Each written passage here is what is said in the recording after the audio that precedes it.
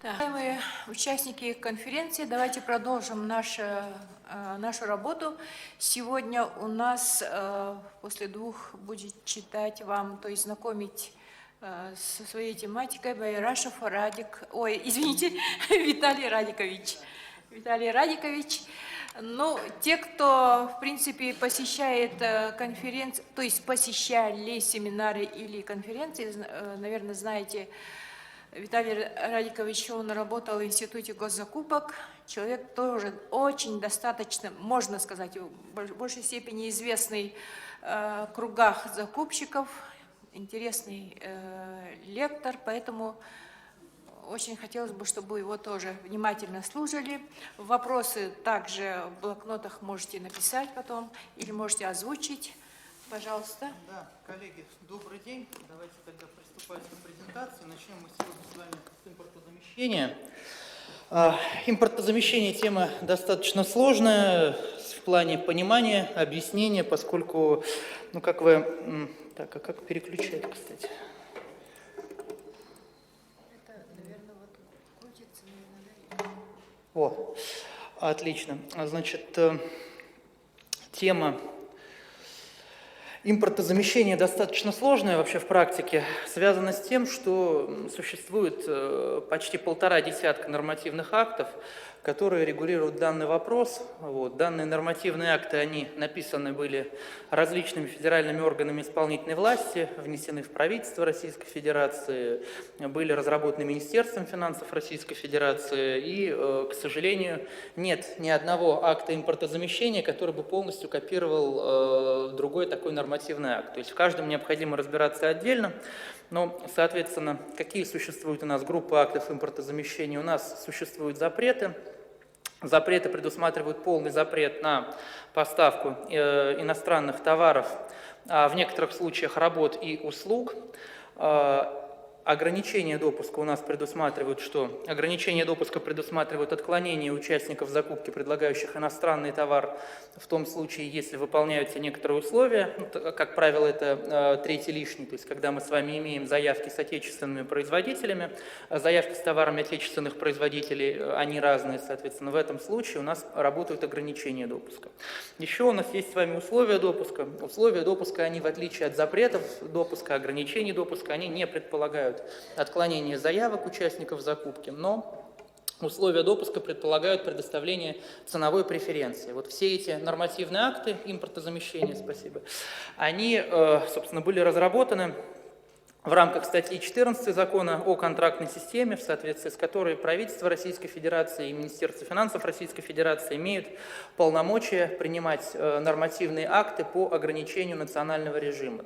Национальный режим – это с точки зрения действующего законодательства это полное равенство отечественных и иностранных товаров, работ и услуг, а как раз-таки запреты, ограничения и условия допуска, они предоставляют преимущество отечественным производителям в соответствии с нормами международных договоров, таких как соглашение Всемирной торговой организации это допускает. Допускается это также в соответствии с договором о Евразийском экономическом союзе. Сегодня мы с вами будем часто, наверное, употреблять понятие отечественных товаров, потому что как только мы с вами говорим об импортозамещении, в подавляющем большинстве случаев под отечественными мы также понимаем не только российские товары, но и товары, произведенные в странах Евразийского экономического союза, а туда входят, кроме Российской Федерации, Республика Беларусь, Республика Армения, Республика Казахстан и Киргизская республика. То есть 5 государств с точки зрения применения постановлений правительства по запретам, ограничениям и приказ Минфина по условиям допуска, за редким исключением, все эти государства приравниваются к российским товарам. На что еще необходимо обратить внимание, значит, когда мы с вами говорим об актах импортозамещения, самое первое, что акты импортозамещения начинают применяться уже фактически с момента планирования закупки. То есть уже на этапе планирования закупки мы с вами должны подумать о том, каким образом мы с вами будем нашу нашу закупку проводить с учетом актов импортозамещения, потому что нередко акты импортозамещения фактически обуславливают необходимость в делении нашего с вами лота на несколько, соответственно, позиций. То есть у нас может быть с вами закупка небольшого объема на небольшую сумму, но там состоит несколько позиций, часть этих позиций у нас входит в акты импортозамещения, часть позиций не входит. И чтобы не нарушать акты импортозамещения, как правило, заказчики вынуждены просто делить вот эту потребность на несколько. Соответственно, что еще? Могут работать в актах импортозамещения одновременно несколько видов данных нормативных актов, ну, например, условия допуска и ограничения допуска, это тоже нужно учитывать. То есть, когда вы готовите план, график, когда вы готовите извещение, когда вы готовите документацию, у вас информация о применяемых актах импортозамещения должна отражаться. Если актов несколько, соответственно, вы применяете все указанные акты. Об отдельных особенностях мы сегодня, конечно, поговорим. Значит, акты импортозамещения, они у нас завязаны на, как правило, завязаны на перечень продукции по классификатору КПД-2, поэтому как раз-таки начинается у нас все с планирования. Как только вы выбрали какую-то позицию КПД-2, необходимо проверить и понять вообще, применяется ли тот или иной акт импортозамещения или нет. Да? В конце концов, недавно у нас приняли 878-е постановление правительства по радиоэлектронной продукции вместо отмененного 968-го. И, соответственно, по данному нормативному акту, если вы его сравните со 102-м, например, постановлением, вы можете увидеть там пересечение. То есть впервые у нас появилась возможность применения даже двух ограничений допуска одновременно, что, конечно же, внесет определенную путаницу в правоприменительную практику. Значит, акты импортозамещения, каждый из актов импортозамещения предусматривает предоставление необходимых подтверждающих документов. То есть это могут быть декларация о стране происхождения товара, это могут быть сертификаты СТ1 или акты торгово-промышленной палаты, это могут быть сведения из реестров различных, например, реестр российской радиоэлектронной продукции, реестр российского и евразийского программного обеспечения. То есть в том случае, если участник закупки подтверждающие документы вам не предоставил, в соответствии с законом о контрактной системе, товар у нас считается иностранным. И еще раз подчеркиваю, нужно тоже отдавать себе отчет, когда вы проводите закупки, обязательно. То есть акты импортозамещения у нас работают в отношении товаров. То есть в отношении работы услуг они применяются только если сам акт импортозамещения прямо на это указывает. Ну, представьте ситуацию. Мы с вами покупаем продукты питания. Продукты питания мы покупаем. На продукты питания есть отдельный акт импортозамещения, как многие из вас знают, 832 постановление. Как только у нас с вами происходит закупка услуг по организации питания, на услуги уже данный акт импортозамещения не применяется. Но в отдельных актах, мы сегодня с вами на этом тоже остановимся, встречаются случаи, когда действительно применяется акт импортозамещения, в том числе при выполнении работ или оказании услуг. Так.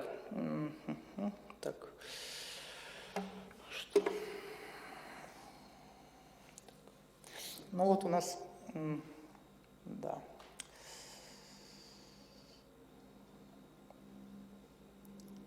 Я не подумал, что здесь плохо будет работать анимация. А вы не могли бы понажимать кнопки там, на этом слайде? Вот, да, еще дальше нажмите. Да, еще. Спасибо. А вот типичный пример. Мы с вами что делаем? Мы с вами планируем наши закупки, коль скоро у нас уже 2020 год на носу, у нас возникает потребность в покупке определенной продукции. Мы хотим с вами купить для приготовления продуктов питания соль и сахар. Вот, казалось бы, простой вопрос.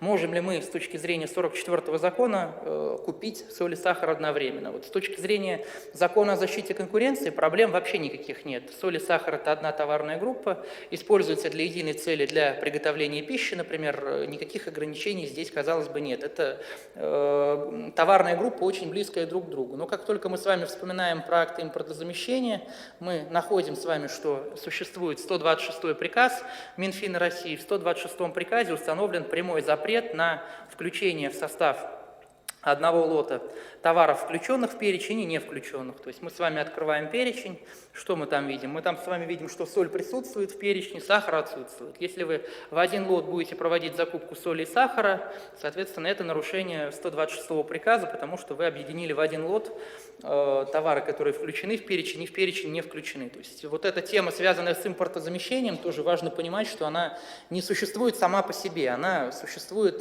всегда в закупочной деятельности, и отслеживать эти вещи можно на этапе планирования закупок, в первую очередь. А можно в следующий? Что-то все прям... Да, спасибо. Вот, собственно, то, к чему это может привести, если вы невнимательно подходите к процессу планирования закупок. Ну, в частности, заказчик покупал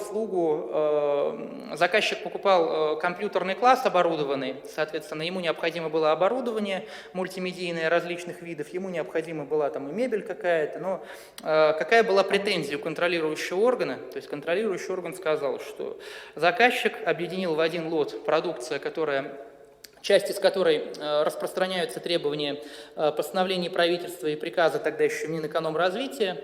Соответственно, заказчик не применил акты импортозамещения и выписали ему штраф 3000 рублей.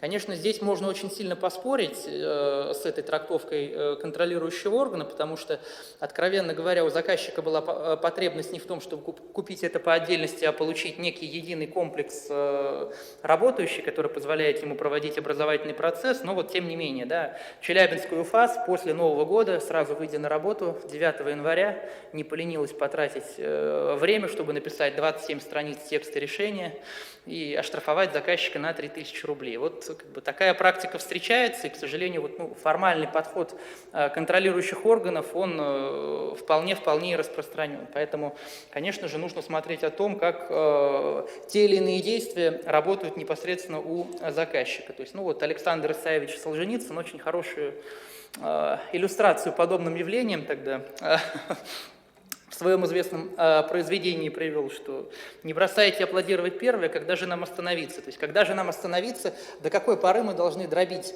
закупки свои потребности, чтобы удовлетворять всем требованиям нормативных актов. Поэтому, конечно же, то, что происходит в импортозамещении, сложно назвать хорошей ситуацией, потому что ввиду отсутствия каких-либо ограничений, связанных с начальной максимальной ценой договора, все это становится очень и очень сложно.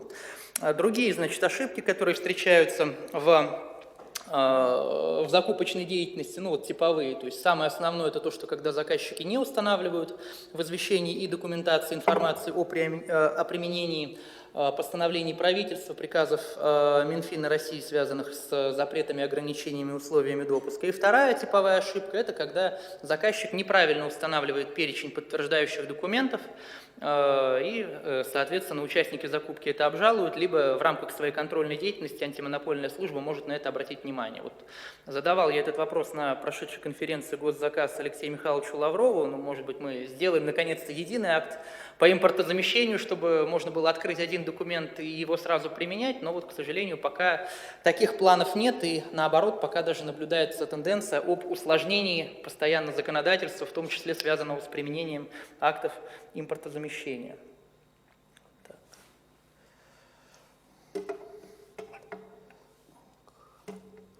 А можно следующий? Спасибо. Собственно, хотел бы вам просто напомнить в качестве такого первого нормативного акта. Нормативный акт – это постановление правительства номер 1072 о запрете на поставку мебельной продукции. Почему всего лишь напомнить? Потому что дело в том, что данный нормативный акт у нас действует 2 года, и этот срок он уже очень скоро подходит. То есть если правительство Российской Федерации в ближайшее время не примет соответствующих новых нормативных актов, посвященных запрету на закупки товаров мебельной промышленности, такие инициативы появлялись, кстати, но если постановление правительства не выйдет, то начиная с декабря месяца запрета на закупку иностранной мебели не будет. Почему вообще изначально этот нормативный акт вводился? В с таким двухлетним периодом. А дело в том, что в рамках договора о Евразийском экономическом союзе Российская Федерация имеет право устанавливать в актах импортозамещения запреты, в том числе ограничивать возможность поставки товаров из стран Евразийского экономического союза, но с условием не более чем на 2 года и при условии уведомления о таких ограничениях и запретах Евразийской экономической комиссии. Ну, Российская Федерация почему-то игнорирует данные требования договора о Евразийском экономическом союзе и ни тогда не уведомила комиссию ЕС о принятии данного решения, ни сейчас, когда были приняты ограничивающие документы по радиоэлектронной продукции. Поэтому данный акт у нас был принят на срок 2 года. Да, если ничего нового не будет, соответственно, в декабре месяце мебель можно будет закупать чуть попроще. Значит, по мебели, да, вы прекрасно знаете, что есть свой собственный перечень нормативных актов, перечень подтверждающих документов.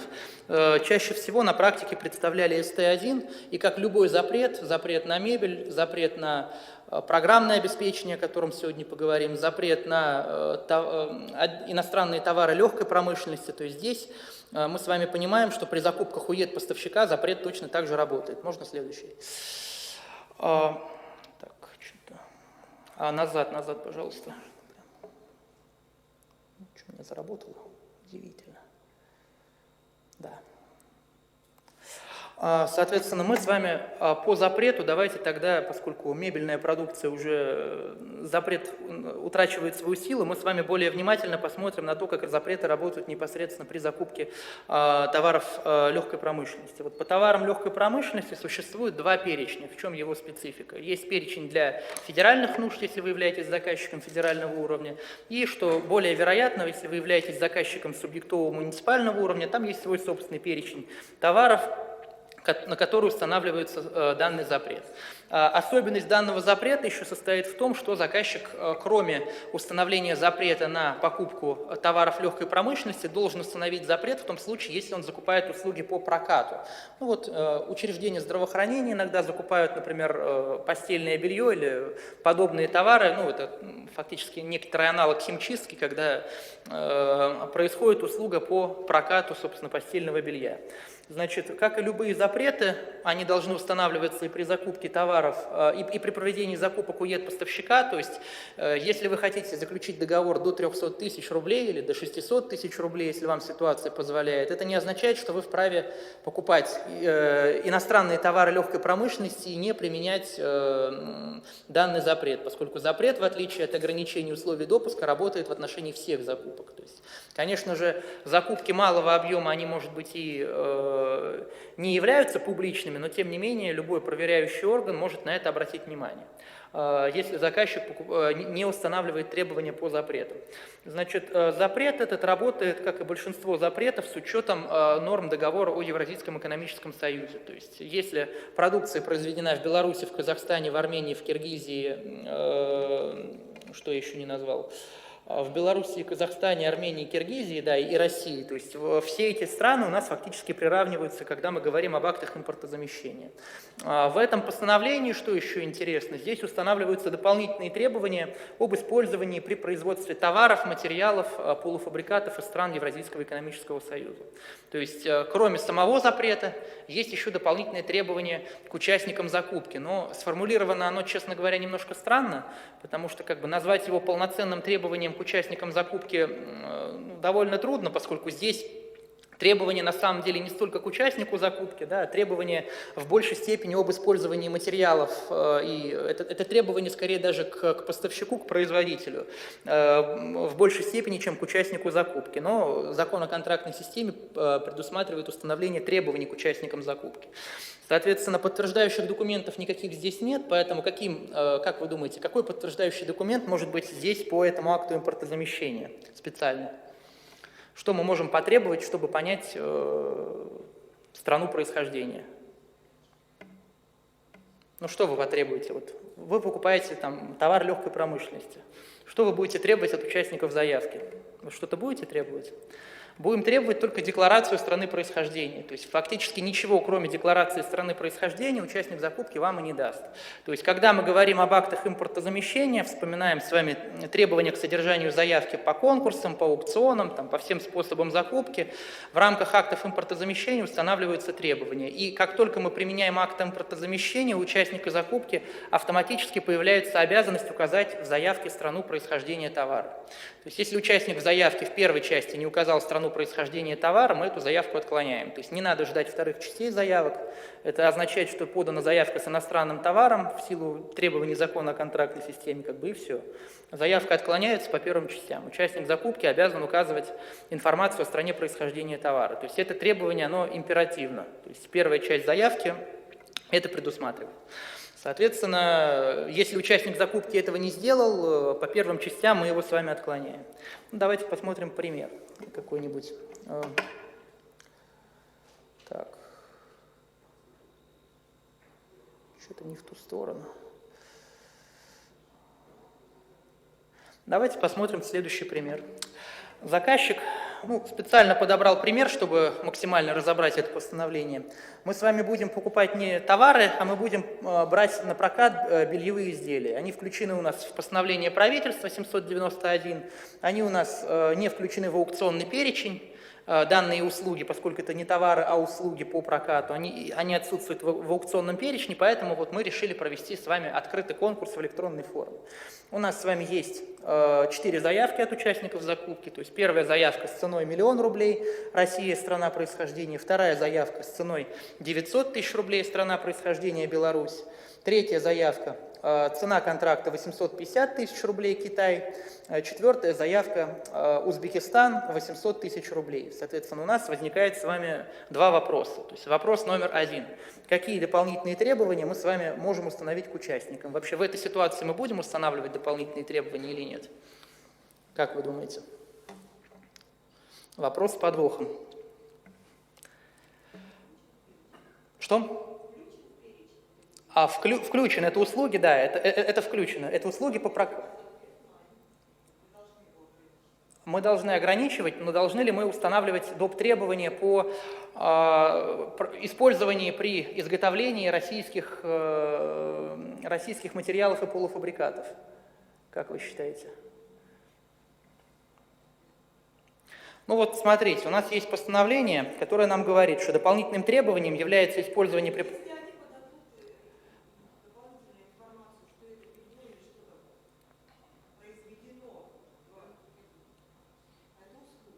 Это услуга, но это постановление, как ни странно, оно как раз-таки работает в случае заказа услуг по прокату данных бельевых изделий. То есть с точки зрения логики и здравого смысла мы, наверное, должны бы установить в своем извещении документации требования об использовании российских материалов и полуфабрикатов. Но мы с вами должны закон о контрактной системе читать целиком. И если мы с вами говорим о дополнительных требованиях к участнику закупки, действительно есть в законе о контрактной системе необходимость, есть в постановлении правительства необходимость установления доп. Требований. Но как только мы открываем с вами 31 статью, что мы видим? Что дополнительные требования устанавливаются при проведении конкурсов с ограниченным участием, закрытых конкурсов, двухэтапных конкурсов или аукционов. А вот обычный конкурс здесь отсутствует. Поэтому дополнительные требования в таком случае, если мы проводим обычный конкурс, не закрытый, не конкурс с ограниченным участием, дополнительные требования мы здесь с вами установить не можем, просто в силу требований статьи 31 Закона о контрактной системе. Это понятно. То есть закон о контрактной системе, установление дополнительных требований к участникам закупки при проведении конкурсов, собственно, без каких-то специальных этапов, там, без двухэтапных, без конкурса с ограниченным участием, просто обычный конкурс. Вот для таких конкурсов у нас дополнительных требований нет. Ну и, соответственно, второй вопрос, да, который у нас здесь есть. Кто в этой закупке победит, с кем мы заключим контракт, как вы думаете? Предположим, что по квалификационным критериям все одинаково, то есть только цена отличается. Ну, здесь мы с вами смотрим исключительно на... Так, что-то с мышкой. Здесь мы с вами смотрим исключительно на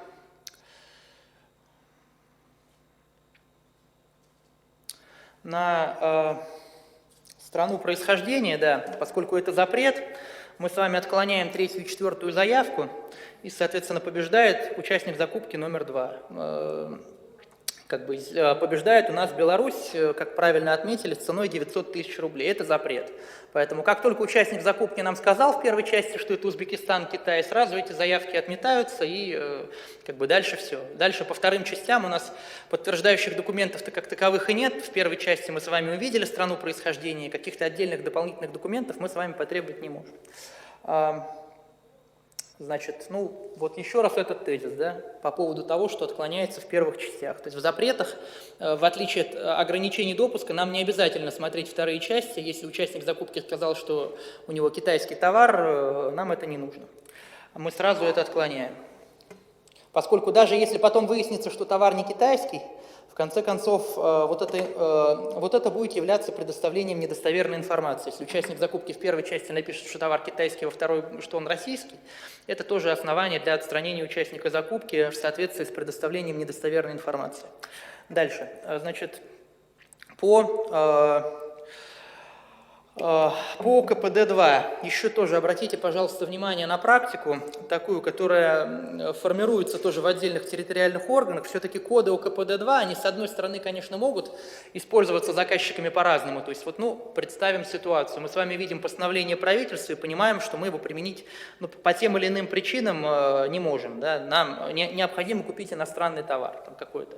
Заказчик может подумать о том, чтобы с классификатором поиграть, выбрать какую-то другую позицию, которая отсутствует в постановлении правительства. Но, тем не менее, иногда это приводит к таким неприятным последствиям. Здесь была немножко другая ситуация. Заказчик, напротив, установил требования в соответствии с актом импортозамещения, но органы прокуратуры, по-моему, подавала здесь, соответственно, информацию в Федеральную антимонопольную службу. Они сказали, что, значит, неправильно заказчик выбрал код. Если заказчик неправильно выбрал код, он установил запрет в тех случаях, когда действующее законодательство это не предусматривает. Конечно, говорить о том, что заказчик там как-то сильно кого-то ограничил, наверное, довольно сложно, но, тем не менее, 15 тысяч рублей штрафа, наверное, это очень неприятно. Но есть практика и другая, когда заказчикам все-таки удается выбрать другой код по классификатору, и антимонопольный орган с этим соглашается, говорит о том, что позиция кода выбрана та, которая отсутствует в акте импортозамещения, соответственно, в действиях заказчика нарушение отсутствует. В Вологде тоже очень интересный пример, там довольно сильный уполномоченный орган Вологодской области, они сослались на очень интересное письмо Минфина России, то есть тоже реквизит его сюда привел, можете сфотографировать, записать. Кстати, презентацию желающим могу по электронной почте отправить, это не проблема. И, соответственно, ссылаясь на реквизиты этого письма, заказчик вслед за Минфином сказал, что действующее законодательство на самом деле не устанавливает правила выбора кодов, поэтому если заказчик выбрал определенный код, о чем здесь вообще может идти речь? Здесь пример по мебели, наверное, желание иногда купить иностранную мебель у заказчиков появляется или необходимость такая. В общем-то, если заказчик говорит о том, что отсутствуют требования в части выбора кодов, то в некоторых случаях антимонопольный орган с этим соглашается. Тут, конечно, практику важно говорить применительно к своему региону. По этой части, обсудили. Что касается запретов по программному обеспечению. Достаточно давно он уже действует. Запрет на программное обеспечение предусматривает, в отличие от предыдущего нормативного акта, он тоже не предусматривает приложение каких-либо подтверждающих документов, но здесь заказчик фактически ограничен чем? Заказчик ограничен реестром российского, и не так давно появился реестр евразийского программного обеспечения. То есть заказчик, устанавливая запрет, автоматически говорит всем, что я, заказчик, покупаю только ту только то программное обеспечение, которое включено в реестр российского программного обеспечения или в реестр евразийского программного обеспечения. Безусловно, может возникнуть потребность купить программное обеспечение, которое отсутствует в данном реестре. Ну, такого программного обеспечения много, тем более, что нередко возникают проблемы с совместимостью программного обеспечения с тем, которое уже установлено у заказчика. То есть, если использовать различные программные обеспечения, ну, айтишники, наверное, вам прекрасно скажут, что могут быть проблемы, связанные с надлежащим функционированием информационных систем. Как бы это понятно. Даже единая информационная система, и то, знаете, заточена под Internet Explorer. Тут никаких секретов нет. Само постановление правительства 1236, оно, конечно же, содержит при этом еще и механизм того, как это постановление правительства не применять. Но, к сожалению, со временем не применять постановление правительства номер 1236 становится все сложнее. То есть условия для того, чтобы не применять постановление правительства 1236, они достаточно жесткие. То есть что должен сделать заказчик? Заказчик, чтобы не применять постановление правительства 1236, должен вместе с извещением о закупке, вместе с документацией о закупке разместить в единой информационной системе обоснование невозможности использования программного обеспечения из реестра. Вот здесь как бы самая интересная ситуация возникает, потому что что должен сделать заказчик? Для того, чтобы заказчик подготовил обоснование, он должен фактически открыть этот реестр со всеми классами программного обеспечения, выбрать необходимый класс и по всем тем позициям, которые есть в данном реестре, он должен написать обоснование, почему каждая конкретная позиция из реестра заказчику не подходит. То есть в реестре, если вы сейчас зайдете по большинству категорий программного обеспечения, что вы увидите? Что десятки, сотни, там уже иногда к 1000 приближается наименований в реестре программного обеспечения. Соответственно, задача заказчика, который пишет обоснование, это подготовить обоснование таким образом, чтобы каждое наименование, соответственно, упоминалось. Ну, не обязательно даже перечислять, но необходимо каждое наименование указать в обосновании с тем, чтобы по каждому программному обеспечению было обоснование, почему оно не соответствует потребностям заказчика. То есть была раньше возможность не применить 1236 в связи с тем, что отсутствовало программное обеспечение определенных классов, но сейчас реестр наполнен, поэтому обоснование может быть самым разным, может быть позиция номер 1 не соответствует тому, позиция 121 не соответствует тому, а если позиции сгруппированы так более-менее общей группой, может быть и такое обоснование, что позиция 1-10 не соответствует тому-то, тому-то, тому-то. То есть должно быть такое обоснование.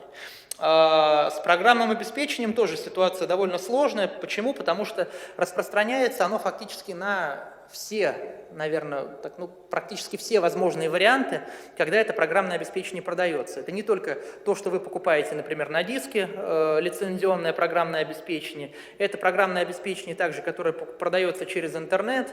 Это также программное обеспечение, которое уже предустановлено, например, на ноутбук. Вот может быть какая ситуация? У вас есть акт нормирования, а в акте нормирования может быть написано, например, что компьютеры вам поставляются с предустановленной операционной системой такой-то, такой-то. Вот что это означает? Это означает, что у вас большая проблема.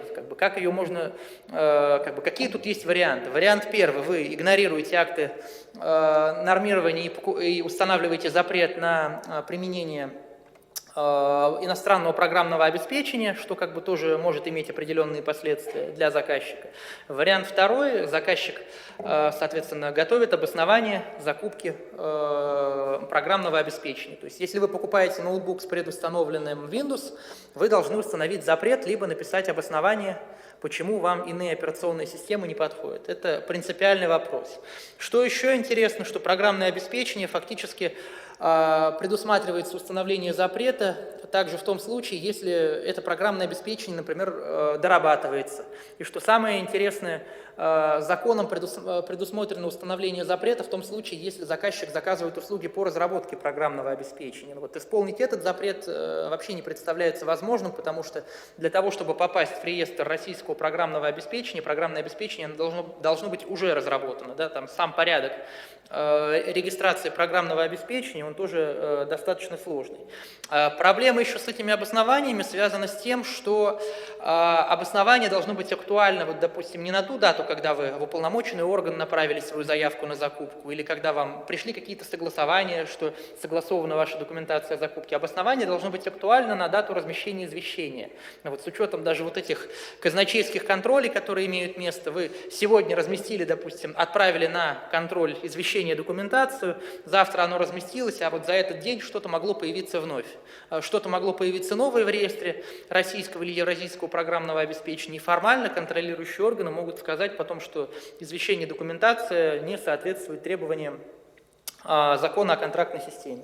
Значит, при закупках у ЕД-поставщика точно так же данный запрет применяется, потому что это запрет. Запрет распространяется абсолютно на все способы закупки. Так, начались проблемы.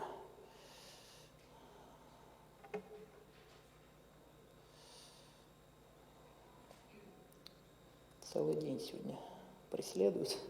Так, ну, собственно, как этот реестр выглядит, наверняка многие из вас знают. Обратите внимание, если не обращались к реестру евразийского программного обеспечения, фактически это похожий аналог российского реестра программного обеспечения, но когда вы проводите закупки, вы должны ориентироваться фактически на оба реестра, поэтому программное обеспечение вам могут предлагать в том числе из реестра евразийского программного обеспечения. То есть вы выбираете класс программного обеспечения, дальше у вас выпадает, соответственно, информация о продуктах, которые включены в реестр, и если вы пишете обоснование, вы должны по каждому продукту соответствующего класса подготовить обоснование невозможности соблюдения запрета.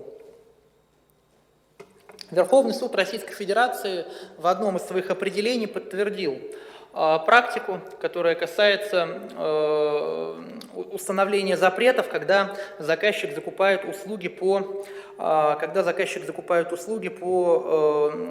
закупает оборудование с установленным программным обеспечением. То есть, по мнению Верховного суда, если вы покупаете оборудование с установленным программным обеспечением, эта ситуация полностью ложится в постановление правительства 1236, и поэтому, по мнению суда, заказчик должен указать соответствующий код УКПД-2 и установить запрет на закупку программного обеспечения иностранного, либо написать обоснование неприменения постановления правительства номер 1236. Что касается позиции вашего территориального органа, постарался найти некоторое количество решений. Соответственно, в первом случае речь шла о том, что заказчик при выполнении строительных работ почему-то решил при закупке строительных работ, в которых необходимо было использовать электросчетчики, почему-то решил установить соответствующий запрет в извещении документации. Вот постановление правительства номер 1236, оно ограничено тоже своей сферой применения. То есть если ваша сфера применения никак не связана с установкой программного обеспечения, а просто вы покупаете какие-то обычные работы, никак не связанные с программным обеспечением, устанавливать такие запреты нельзя. Ну и типовая ошибка тоже, которая встречается, это если вы не устанавливаете запрет в рамках постановления правительства 1236, когда вы покупаете иностранное программное обеспечение, либо не составляете обоснование. То есть в основном список вопросов он таков. Товары машиностроения. Товары машиностроения тоже предусматривают определенный запрет. То есть по товарам машиностроения, если мы с вами в отношении товаров машиностроения проводим закупку, мы должны также установить запрет. Здесь есть две группы товаров, и в зависимости от той группы товаров, которую вы закупаете, будет отличаться перечень подтверждающих документов. То есть в одном случае это сертификаты, в другом случае это акты экспертизы торгово-промышленной палаты, поэтому каждый раз, когда проводите закупку, необходимо свериться с тем перечнем подтверждающих документов, которые необходимо установить.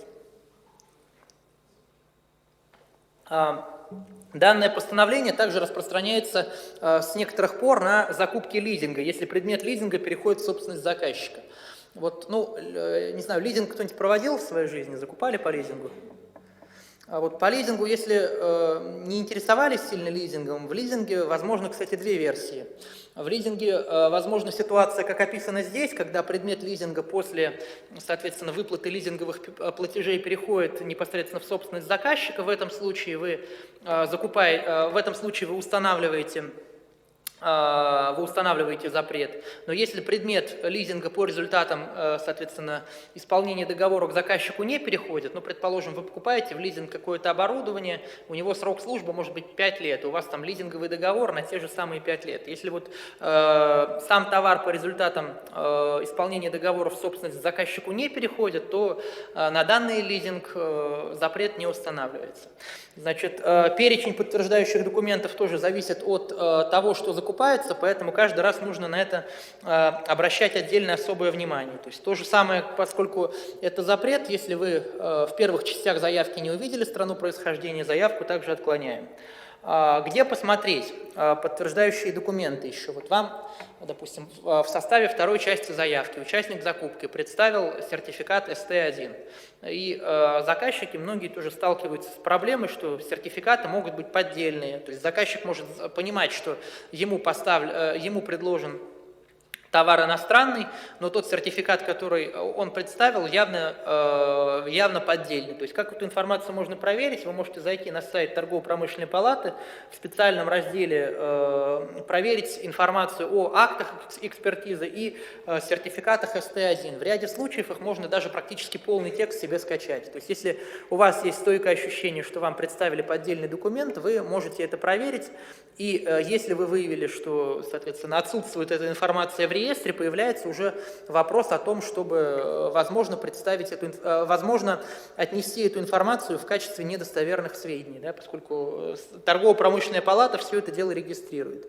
Вот. Но бывают и другие ситуации, конечно. Бывают, что выдаются сертификаты СТ1 на откровенно иностранную продукцию. Ну, здесь как бы заказчик сделать ничего не может. Там, в стране несколько кейсов таких есть. Возможно, сделано это было специально для того, чтобы в рамках закона о контрактной системе иностранные товары участники закупки могли представить. Варианты проверки я вам обозначил. Значит, дальше.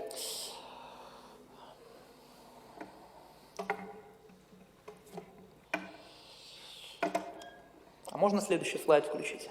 Не получается.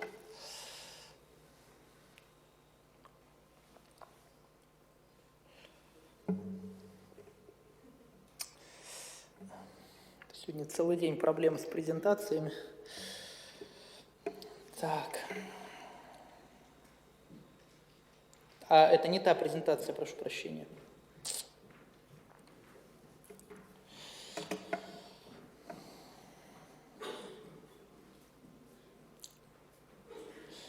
Так.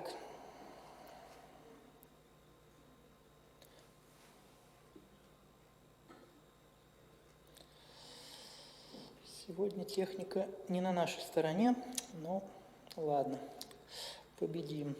Так, значит, может возникнуть еще следующий вопрос. В отдельных случаях, если мы с вами посмотрим на порядок выдачи сертификатов СТ1, ну, например, в отношении легковых автомобилей, мы там с вами обнаружим следующее, что сертификаты СТ1 предусматривают выдачу каждый раз на отдельную закупку. То есть по автомобилям что происходит? То есть участник закупки, ну, предположим, первый раз получил сертификат СТ1, потом заказчик взял, отменил закупку. Второй раз получил сертификат СТ1 уже на другой номер закупки, антимонопольный орган там что-то снес ему эти торги. В третий раз он, наконец, получил этот сертификат СТ1, но получил не тот сертификат. На что здесь стоит обратить внимание? Значит, участники закупки в составе заявки могут прикладывать сертификат СТ1, соответственно, общий.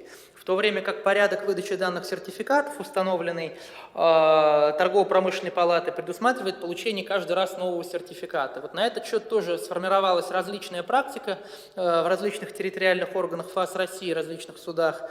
То есть, если заказчик требовал разовый сертификат в рамках договора, в рамках постановления правительства 656, а участник закупки дал ему тот сертификат, который выдается там, производителю, например, на 1 год, соответственно, закупочная комиссия такую заявку отклоняет. Вот тот пример псковского УФАС, который здесь приведен, но он с этой точки зрения совершенно комичный.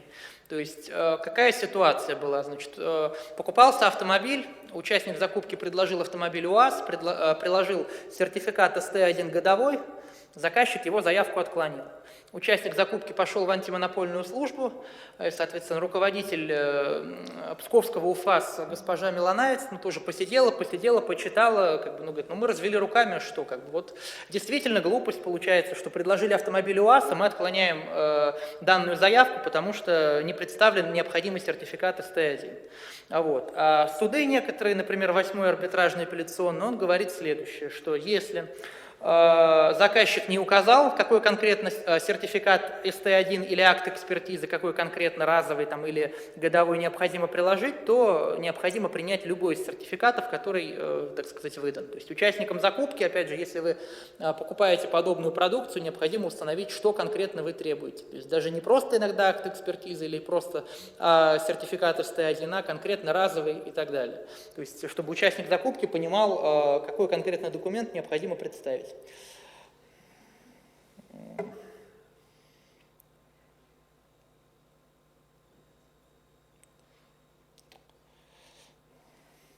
А можно отлистать вперед чуть-чуть? Что-то не слушается техника. Вот, спасибо. На что еще хотелось бы обратить внимание?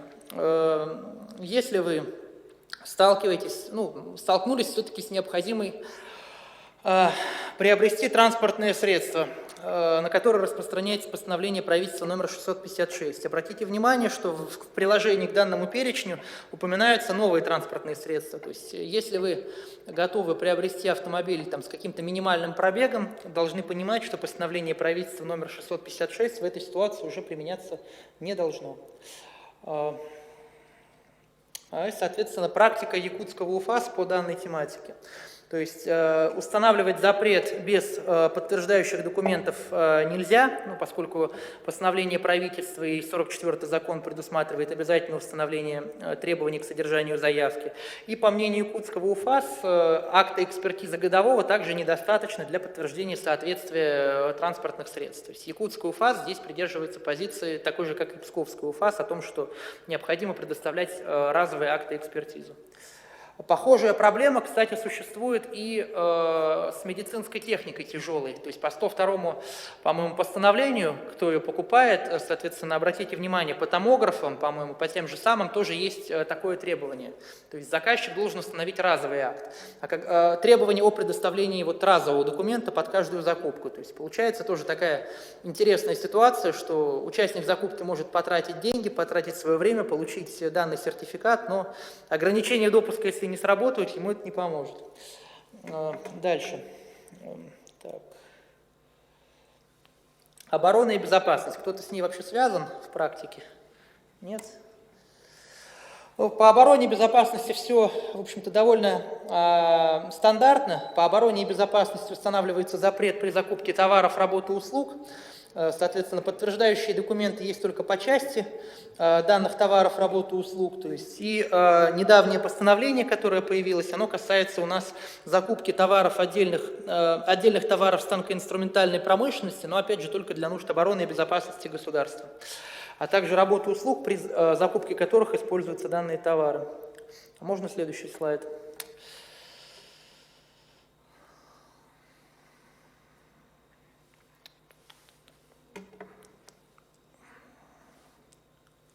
Ограничение допуска, да?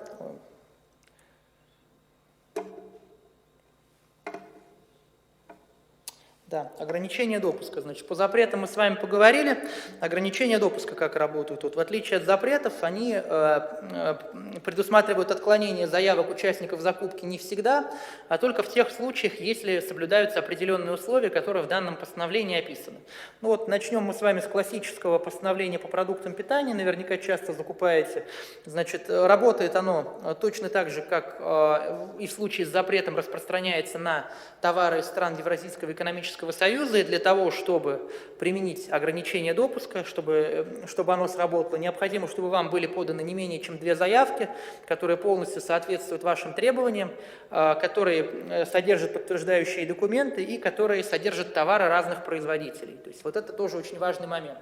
Может быть так, что вы покупаете продукты питания, спецификации 5 или там 10 позиций, например, в одном лоте, устанавливаете соответствующие ограничения допуска. При этом дальше вы видите, что по 5 позициям, например, у вас товары разных производителей, по 6, по 7, по 8 у вас есть совпадение.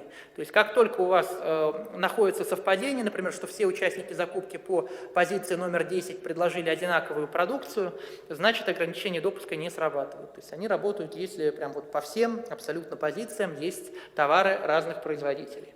Обязательно участник закупки должен представить в составе заявки подтверждающие документы. Здесь в качестве таковых являются страна происхождения и по ОКСМ, что, кстати, тоже важно. Но сейчас электронные площадки уже этот вопрос унифицировали, но тем не менее. А также наименование производителя продукции. Вот наименование производителя – это крайне интересная субстанция, поскольку вы прекрасно понимаете, что по российскому законодательству можно открыть юридическое лицо с одинаковым наименованием. А как должен понять заказчик в отсутствии ИНН?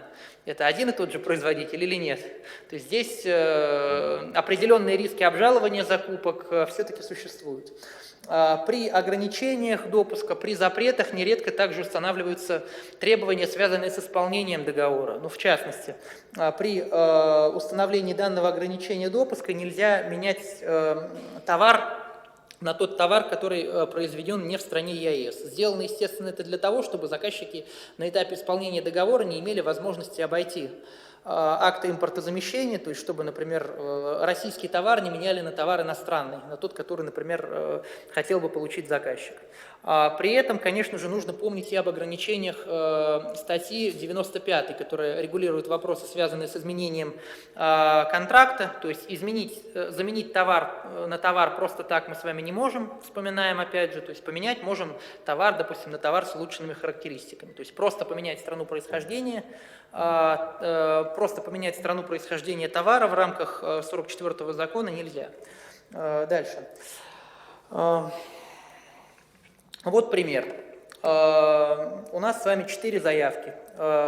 Проводим мы с вами закупку, установили 832 постановление.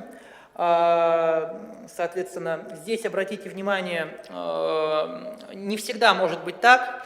То есть, если мы с вами возьмем какой-то товар, который одновременно присутствует и в постановлении правительства, и в приказе Минфина 126Н, то есть вам по многим продуктам питания придется совмещать эти вещи одновременно. Но мы с вами чуть позже посмотрим, как это делается. То есть у нас здесь с вами 4 заявки. Применяется постановление правительства 832. Значит, первая заявка – 1 000 000 рублей, российский товар, производитель масла. Второй участник закупки – российский товар, производитель масла. Третий участник – китайский товар. Четвертый участник товара с Казахстана, без указания наименования производителя. Вот что здесь происходит? Вот казалось бы, у нас есть 2 товара. Первый и второй участник мы здесь с вами не можем однозначно сказать, это одинаковый производитель или нет, но будем считать, что одинаковый, поскольку у нас нет иной информации. Четвертый участник, казалось бы, товар из Казахстана. Но почему, как вы думаете, мы четвертого участника здесь не посчитали за отечественного? Он не указал производителя, да, то есть, несмотря на то, что страна происхождения указана, если не указал производителя, мы считаем эту заявку иностранной. А что у нас с актами импортозамещения здесь конкретно? У нас нет, получается, с вами 2 заявок из стран ЕАЭС, разных производителей, соответственно, мы здесь никого не отклоняем. Мы никого не отклоняем, и побеждает участник по наименьшей цене. Дальше. Отличается ситуация немножко. У второго участника теперь другой производитель. Что здесь будет, как вы думаете?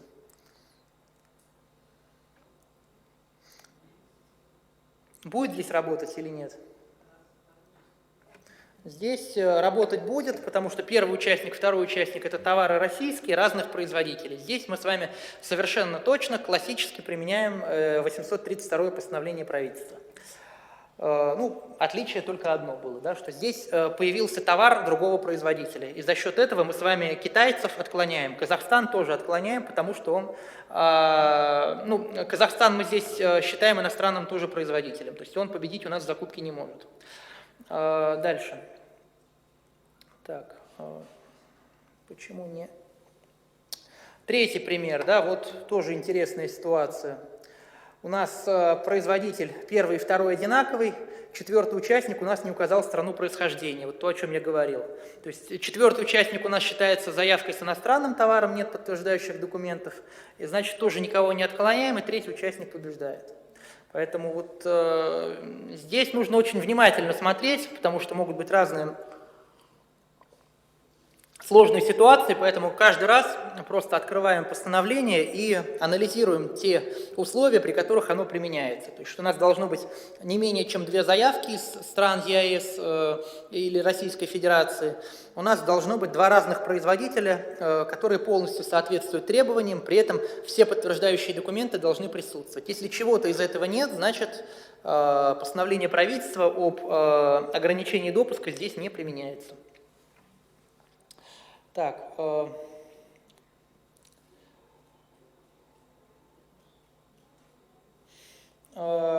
так, это назад уже что-то, блин, с презентацией сегодня. Да, значит, с примерами с этим мы закончили. Теперь переходим к радиоэлектронной продукции. По радиоэлектронной продукции все, ну, как вы знаете, поменялось с недавних пор. Постановление правительства номер 968 отменили. Вместо этого появилось новое постановление правительства, которое называется тоже по радиоэлектронной продукции 878. Это постановление, обратите внимание, оно принято на 2 года. Оно принято на 2 года, и оно, так же, как и некоторые другие постановления, оно ущемляет также производителей стран Евразийского экономического союза. С чем это связано? Связано с тем, что в рамках данного постановления правительства, на самом деле это заказчики, что заказчики проверяют наличие сведений в реестре российской радиоэлектронной продукции. То есть, если в реестре российской радиоэлектронной продукции продукция отсутствует, значит, продукция данная считается иностранной. То есть правило третий лишний здесь работает классически, но с единственным отличием связано это с тем, что мы с вами будем сравнивать в данном случае, будем сравнивать, есть ли позиция в реестре или нет. То есть в качестве подтверждающего документа у нас есть страна происхождения, как всегда, и участник закупки должен нам дать номер. Участник закупки нам должен дать номер продукции в реестре российской радиоэлектронной продукции, если он такую продукцию предлагает. То есть мы не должны с вами, как в случае с 1236, самостоятельно искать, присутствует, отсутствует продукция. Здесь мы должны с вами, увидев номер реестра участника закупки, открыть реестр и посмотреть, действительно ли данная продукция в реестре содержится. Точно так же, как и многие постановления правительства, здесь есть запрет на объединение в один лот продукции, которая включена и не включена в перечень. Поэтому, если вы покупаете радиоэлектронную продукцию различных видов и видите, что только часть продукции включена в перечень, это означает, что вам эту закупку нужно делить, ну, вот как минимум на 2 лота. То есть ту продукцию, которая есть в перечне по классификатору, вы закупаете с учетом ограничений данных, ту продукцию, которая отсутствует, та продукция, на которую не распространяется 878 постановление, вы закупаете вот без этого ограничения. Значит, можно данное постановление правительства не применять, но не применять его можно фактически точно так же, как и постановление правительства 1236. То есть, чтобы не применять это постановление, нужно написать обоснование, почему продукция другая, которая есть в реестре, вам не подходит. И, как говорится, в этом постановлении, еще обратите внимание, появилась возможность у Минпромторга России установить порядок определения начальной максимальной цены контракта и цены контракта, заключаемой с единственным поставщиком. То есть, как бы, постановление приказов по формированию цены по лекарствам, видимо, мало. Соответственно, сейчас по бензину ФАС России разработал какой-то сумасшедший приказ по обоснованию начальной максимальной цены контракта на закупку топлива с использованием биржевых котировок. Вот, возможно, в будущем появится еще обоснование цены контракта по радиоэлектронной продукции. Вот. Но где, как говорится, самая большая проблема этого постановления. Ну, то есть большинство заказчиков из того, что вот в этом постановлении предусмотрено, покупают в первую очередь компьютеры, оптическое оборудование, там, арматуру, может быть, какую-то кабельную в редких случаях. То есть то, что было в постановлении правительства номер 968, оно, в общем-то, там, с некоторыми изменениями перекочевало и сюда. Как обосновать неприменение постановления правительства? Обосновать неприменение данного постановления правительства фактически можно точно так же, как вы обосновывали постановление правительства номер 1236. Открываем реестр, указываем классы, и мы должны с вами будем по каждому наименованию радиоэлектронной продукции соответствующего класса, который есть в реестре, написать обоснование. Все это также на дату размещения извещения у нас присутствует документация закупки. Поэтому не применять постановление правительства 878, опять же, возможно, но весьма и весьма трудоемко. Так.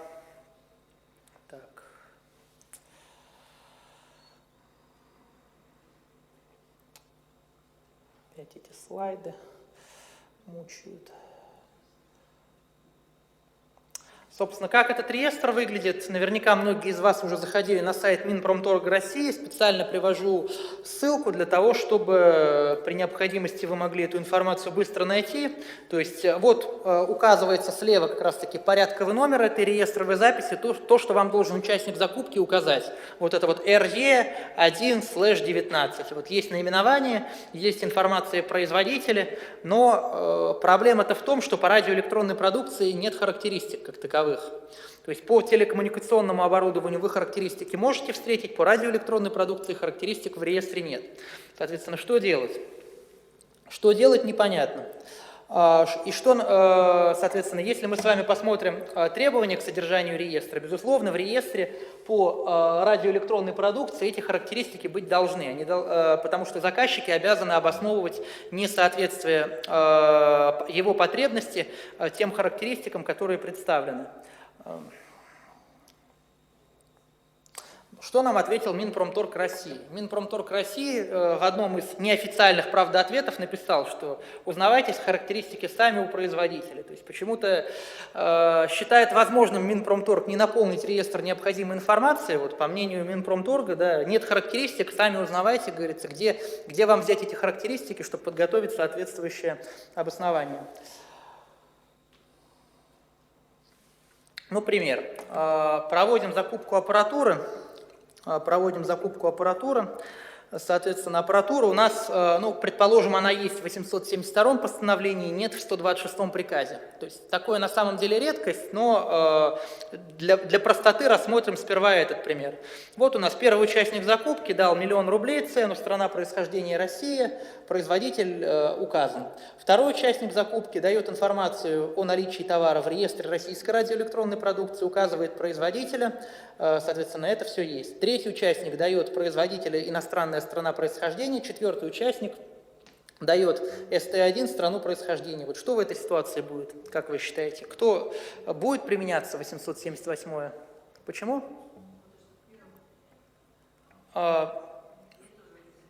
Да. Об этом и речь, коллеги. То есть обратите внимание, что в отношении радиоэлектронной продукции все-таки поменялся механизм подтверждения страны происхождения товара. Поэтому если у вас нет двух товаров из реестра, соответственно, вы применить данное постановление правительства уже не сможете. И здесь мы никого не отклоняем, третий участник выиграет по наименьшей цене. Может быть, другой пример. У нас с вами теперь две заявки из реестра. Будет в этом случае работать постановление?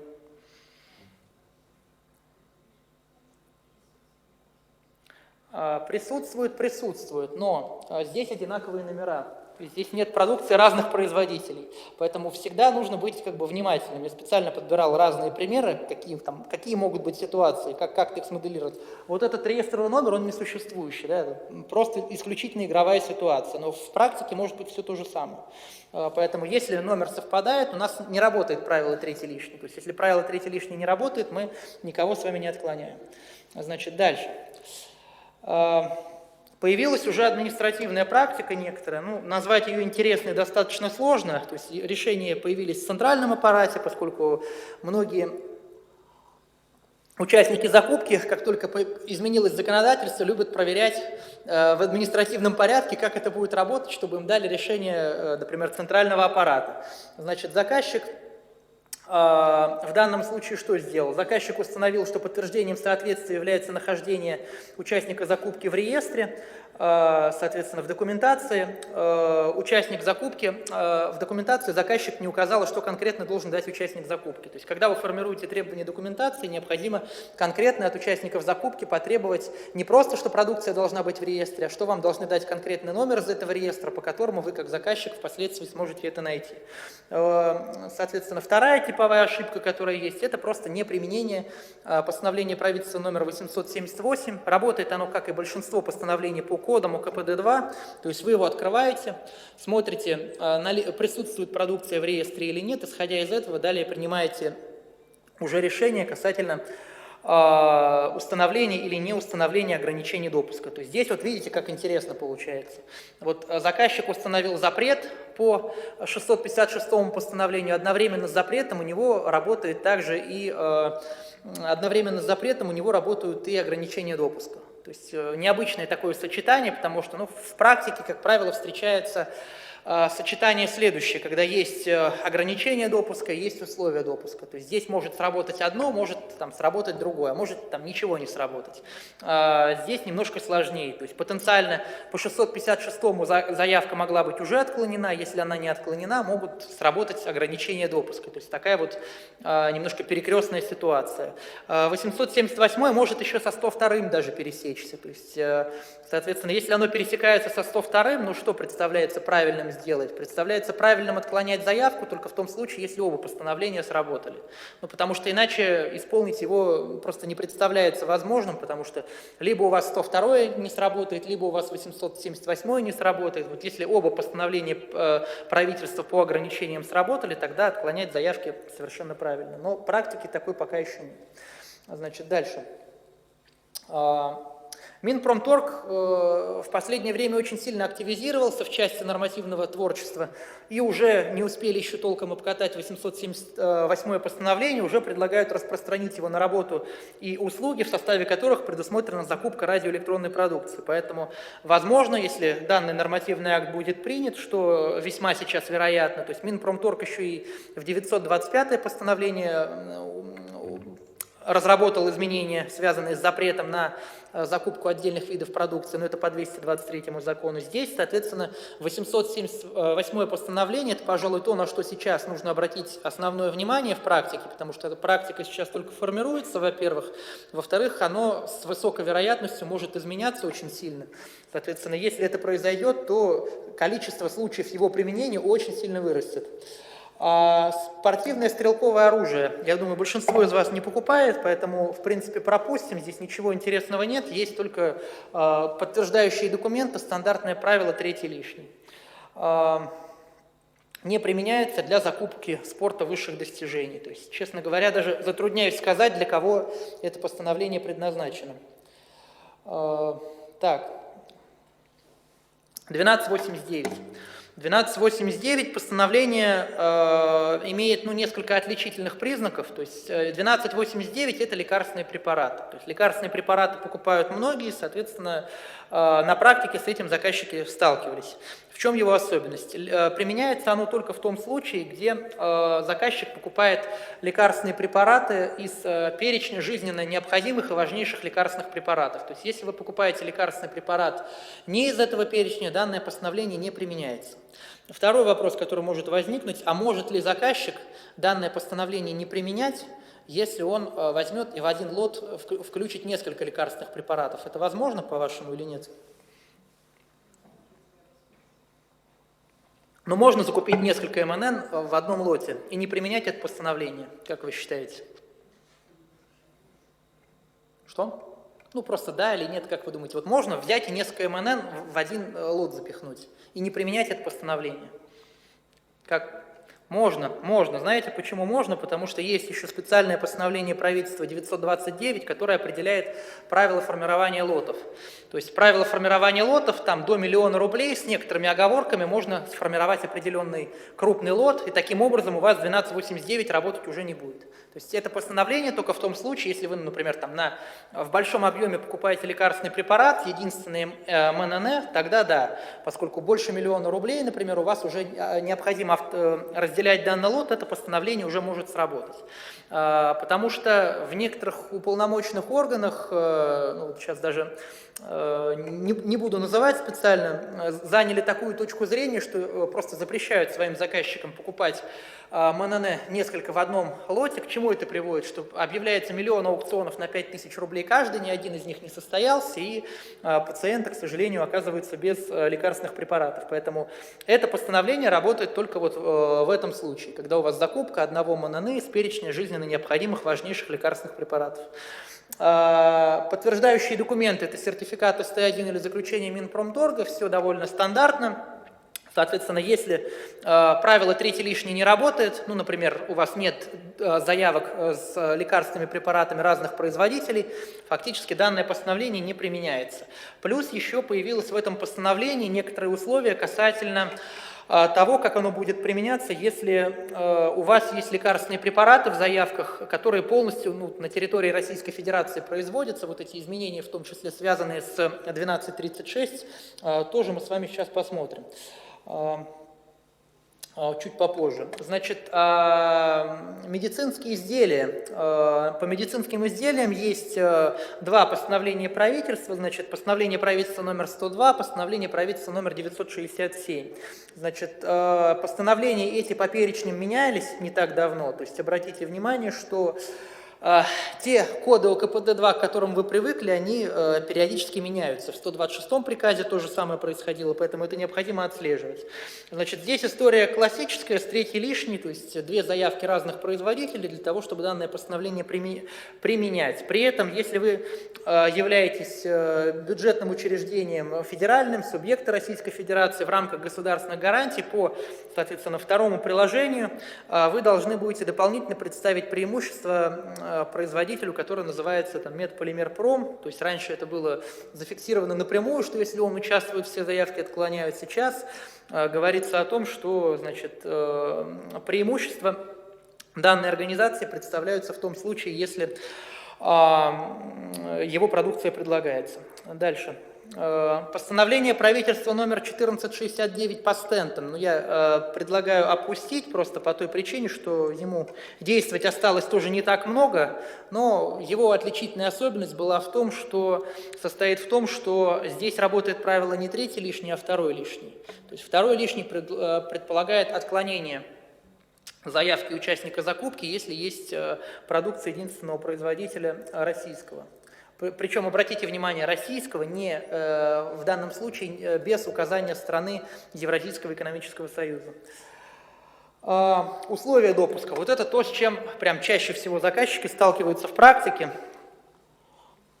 Условия допуска у нас, как и ограничения допуска, не работают в случае закупки у единственного поставщика. Почему не работают? Наверное, понятно. Потому что, чтобы оно работало, необходимо наличие нескольких заявок. То есть запрет работает во всех закупках. Соответственно, ограничения условия допуска работают только в конкурентных закупках. В закупках у поставщика не применяются.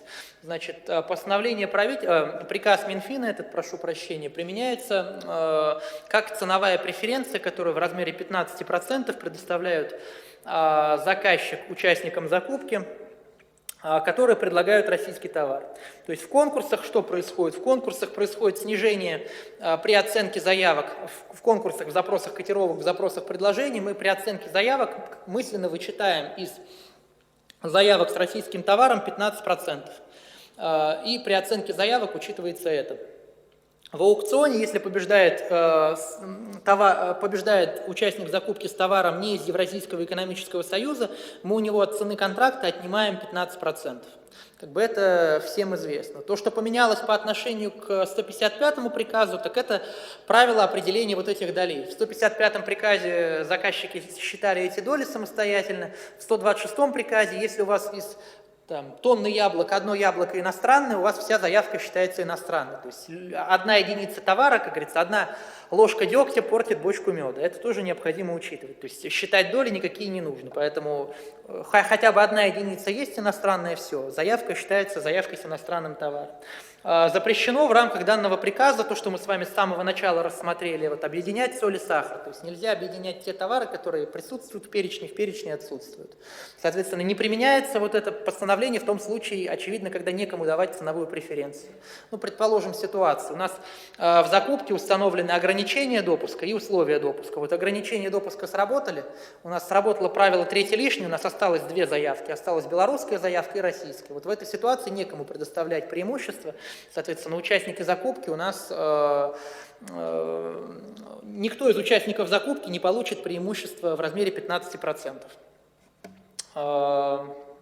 Давайте, наверное, сейчас ближе к примерам уже посмотрим, как это работает на практике. Ну вот ноутбуки, например, покупаем. Вот это уже реальный пример там, с реальными номерами из реестра.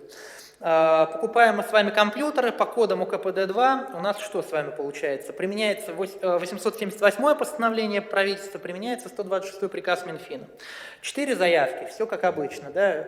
Первая заявка российская с ценой 1 000 000 с продукцией из реестра, вторая заявка с цена 900 000 продукции из реестра, третья и четвертая заявка, ну как вы видите, информацию из реестра не содержит. Вот что в этом случае будет, как вы думаете?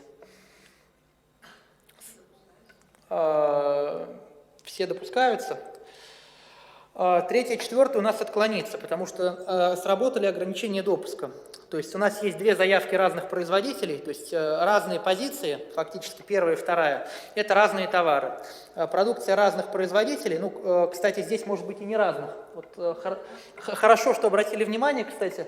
Здесь я, конечно, предполагаю, что номер 1 и номер 9 это разные производители, но если в реестре это одинаковый производитель, заявка номер 3 и 4 отклоняться не будет. То есть здесь мы с вами говорим о чем? Как раз то, о чем упоминали минуту назад. То есть если у нас есть два товара разных производителей, то есть производителей нужно проверить по реестру, кстати, я вот это здесь не сделал. Производителей нужно проверить по реестру, если, соответственно, разная продукция вам предлагается, вы отклоняете заявки. Третье и четвертое. Условия допуска здесь не работают. Условия допуска не работают по той причине, что у вас уже сработали ограничения допуска, то есть у вас остались только российские товары. Дальше. Здесь у нас отличается ситуация. Здесь у нас у первого и второго участника один и тот же товар. Вот если один и тот же товар, то в чем будет принципиальное отличие? Отличие будет в том, что здесь условия ограничения допуска не сработали. То есть ограничения допуска не сработали, соответственно, что получается? Получается, что не сработали ограничения допуска, значит, мы никого с вами не отклоняем. И поскольку мы с вами никого не отклоняем, то у нас что может сработать? У нас может с вами сработать условие допуска. Вот здесь на аукционе минимальная цена у кого? Минимальная цена у третьего участника. Участник закупки номер 3 предложил 800 000 рублей. То есть мы его признаем победителем, как участника закупки с иностранным товаром, и радуем потом контрактом минус 15%. Так сказать. Он может потом пойти в ФАС, в суд, куда угодно, но ловить ему, скорее всего, там будет нечего, потому что приказ Минфина 126.7, он предполагает вычет вот этих 15% при проведении закупок, при применении условий допуска. Поэтому здесь мы с вами все делаем совершенно четко и прозрачно. А вот в этой ситуации что будет, как вы думаете? Здесь отличается только тем, что наименьшая цена у четвертого участника. Ограничения допуска не срабатывают здесь, потому что первая и вторая заявка – это одно и то же по товару. Что здесь будет? Какая будет цена у победителя? Ну вот, победитель у нас предложил 750 000 рублей, да? Какая цена будет у победителя? Ну, то есть, будем снижать на 15% или нет? Вот здесь обратите внимание на очень интересный подводный камень. То есть, казалось бы, участник закупки номер 4 нам предложил иностранный товар. То есть он не представил подтверждающие документы, то есть его товар с точки зрения 878 можно считать иностранным. Но мы же 878 с вами здесь не применяем, мы применяем 126 приказ. А по 126 приказу что необходимо указать? Страну происхождения товара. То есть вот такая получается немножко сложная, запутанная ситуация, но тем не менее это так. То есть получается так, что мы с вами по-разному подходим к одной и той же заявке в различные моменты времени. То есть мы сперва говорим об ограничениях допуска, но поскольку ограничений допуска нет, мы с вами заявку участника закупки номер 4 будем оценивать только по 126 приказу, то есть смотрим исключительно на страну происхождения. Вот такая у нас немножечко абсурдная страна в плане актов импортозамещения. Значит, то, что касается лекарственных препаратов в 126 приказе, вот мы с вами говорили, что в отдельных случаях 1289 работает тоже в связке со 126 приказом, не просто как связка ограничения допуска и условия допуска, а дополнительно еще есть такое требование, касается оно следующего. То есть, если вам участник закупки предложил вот товар, который соответствует определенным требованиям. То есть товар, данный лекарственный препарат производится на территории Евразийского экономического союза, то есть синтез молекулы производится, и вам дал участник закупки дополнительные подтверждающие документы в рамках 1289, это сведения о заключении GMP и документ СП, который выдается Минпромторг России. То есть если у вас в составе заявки вы уже применили 1289, то есть вот эта ситуация работает именно в этом случае. То есть 1289 вы применили. То есть дальше, казалось бы, 126 приказ не работает, потому что 1289 сработало. Но тут есть вот как раз-таки эта важная оговорка. Если в составе заявок у вас есть лекарственный препарат, произведенный в Евразийском экономическом союзе, есть на него подтверждающие документы соответствующие, то в том случае, если разница между ценами заявок не превышает 25%, то вы дополнительное преимущество предоставляете участнику закупки, который представил данные документы. Давайте посмотрим на примере, потому что на тексте это очень сложно. Значит, вот как это... так, не туда. Собственно, где находятся эти реестры, тоже ссылки оставляю на сайте Минпромторга. То есть вам участник закупки в качестве подтверждающих документов может не давать сертификат СП и GMP, он может дать просто номер этих документов. Вы заходите в этот реестр, смотрите по СП, смотрите по GMP, действительно ли участник закупки такой документ имеет. И, соответственно, к примеру перейдем. Сразу, так сказать, посмотрим просто на пальцах, как это работает. У нас 3 заявки будет в этот раз. Лекарственные препараты. У нас участник закупки первый предлагает лекарственный препарат. 1 000 000 рублей цена. Соответственно, страна происхождения Россия, и он дальше говорит, что этот лекарственный препарат полностью производится на территории Российской Федерации, дает вам СТ1 по 1289, дает вам СП, дает GMP. Вот как эти номера могут выглядеть. Да? То есть у вас самих документов может не быть, у вас могут быть просто вот эти реестровые записи. Второй участник закупки, он производит лекарственный препарат, который изготовлен из иностранной фармсубстанции. То есть иностранная фармсубстанция, готовая лекарственная форма, упаковка на территории Беларуси, соответственно, производитель указано регистрационное удостоверение, то есть все как положено, есть СТ1. Но вот этот лекарственный препарат, он производится из иностранной фармсубстанции. То есть вот этот кейс абсолютно реальный, да, там, со всеми данными из ГРЛС. Участник закупки номер 3, он предлагает у нас иностранный лекарственный препарат. Соответственно, что здесь происходит? Здесь у нас интересная история получается, что мы с вами смотрим сперва на 1289, работает оно или нет. 1289 в этом случае работает. 1289 работает, мы отклоняем заявку аргентинского участника. То есть у нас 2 лекарственных препарата разных производителей, СТ1 у обоих участников есть. То есть, казалось бы, на этом все. Но поскольку есть пункт 1.4 126 приказа, мы с вами должны посмотреть чуть дальше. Мы с вами должны посмотреть на то, как этот приказ применяется. И поскольку у нас первый участник закупки предложил цену 1 000 000, казалось бы, он аукцион выиграть не должен.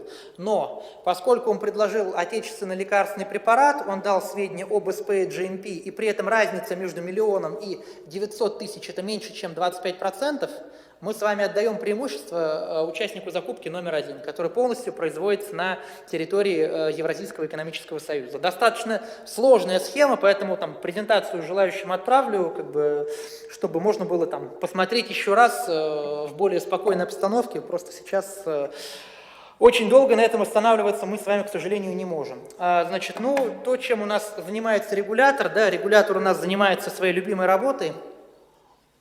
бесконечным переписыванием нормативно-правовых актов в сфере закупок, и в том числе условия допуска тоже намереваются они исправить в части изменения приложений, то есть то, о чем я говорил, периодически открываете «Консультант Плюс», справочно-правовые системы, подписывайтесь на те изменения нормативных актов, которые существуют, потому что, ну, так оно получается, что вы просмотрели какое-то изменение, появился новый код в перечне и, как бы, привет, нарушение закона о контрактной системе.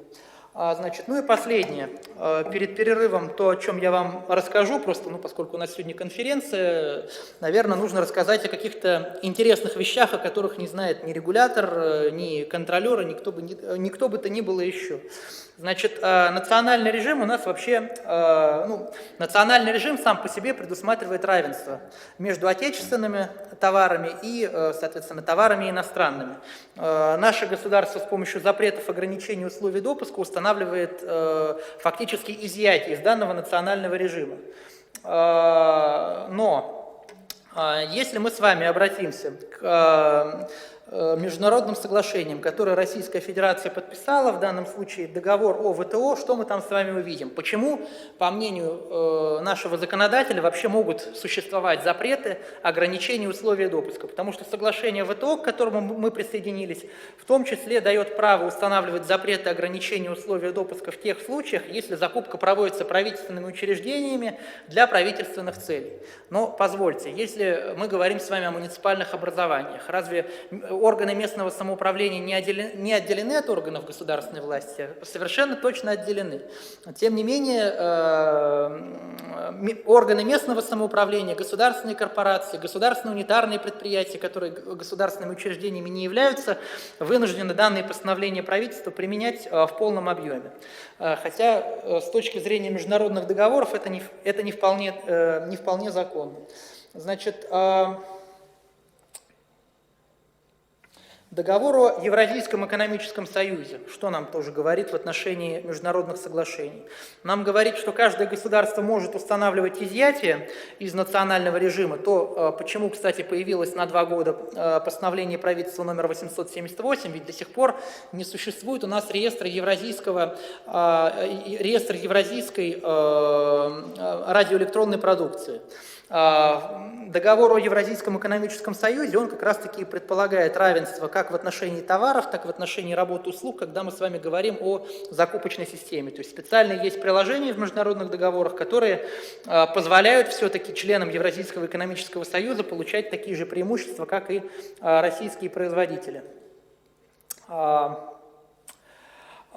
Конечно же, несмотря на то, что у нас существуют с вами международные договоры, такие международные договоры, как соглашение о ВТО, которое не в полной мере учитывается, договор о ЕАЭС, который фактически единственный применяется в рамках актов импортозамещения, существуют и другие международные договоры, которые российским законодателем попросту игнорируются. Ну, например, протокол о государственных закупках был подписан в 2018 году между, соответственно, странами, входящими в СНГ в рамках договора о зоне свободной торговли, то есть между некоторыми государствами СНГ. И в рамках данного международного договора, в частности, был подписан очень интересный протокол о государственных муниципальных закупках. По данному международному договору Российская Федерация должна была до 1 января 2019 года обеспечить его полную реализацию. Конечно же, этого сделано не было, а какой здесь может быть потенциальный конфликт в будущем?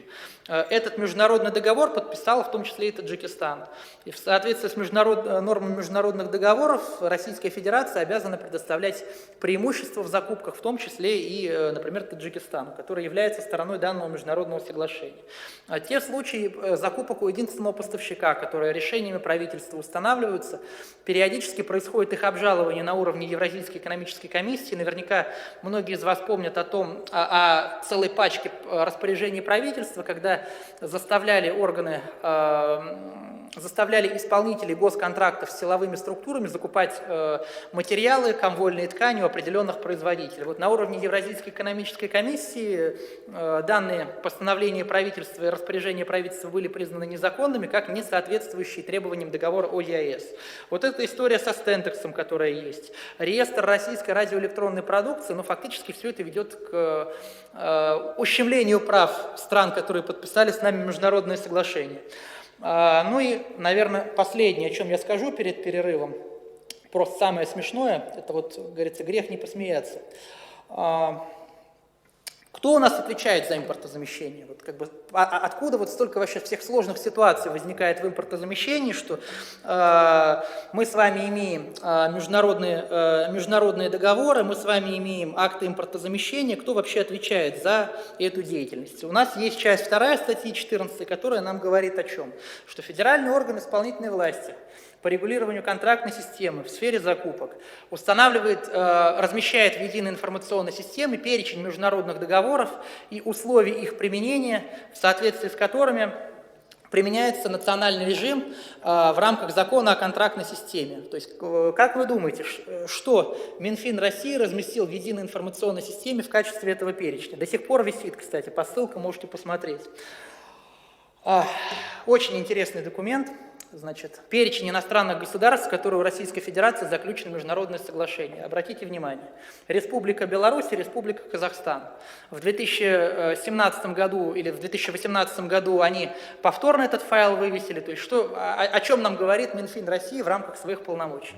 Они нам говорят, что в рамках утратившего в силу международного договора о государственных закупках 2010 года заказчики должны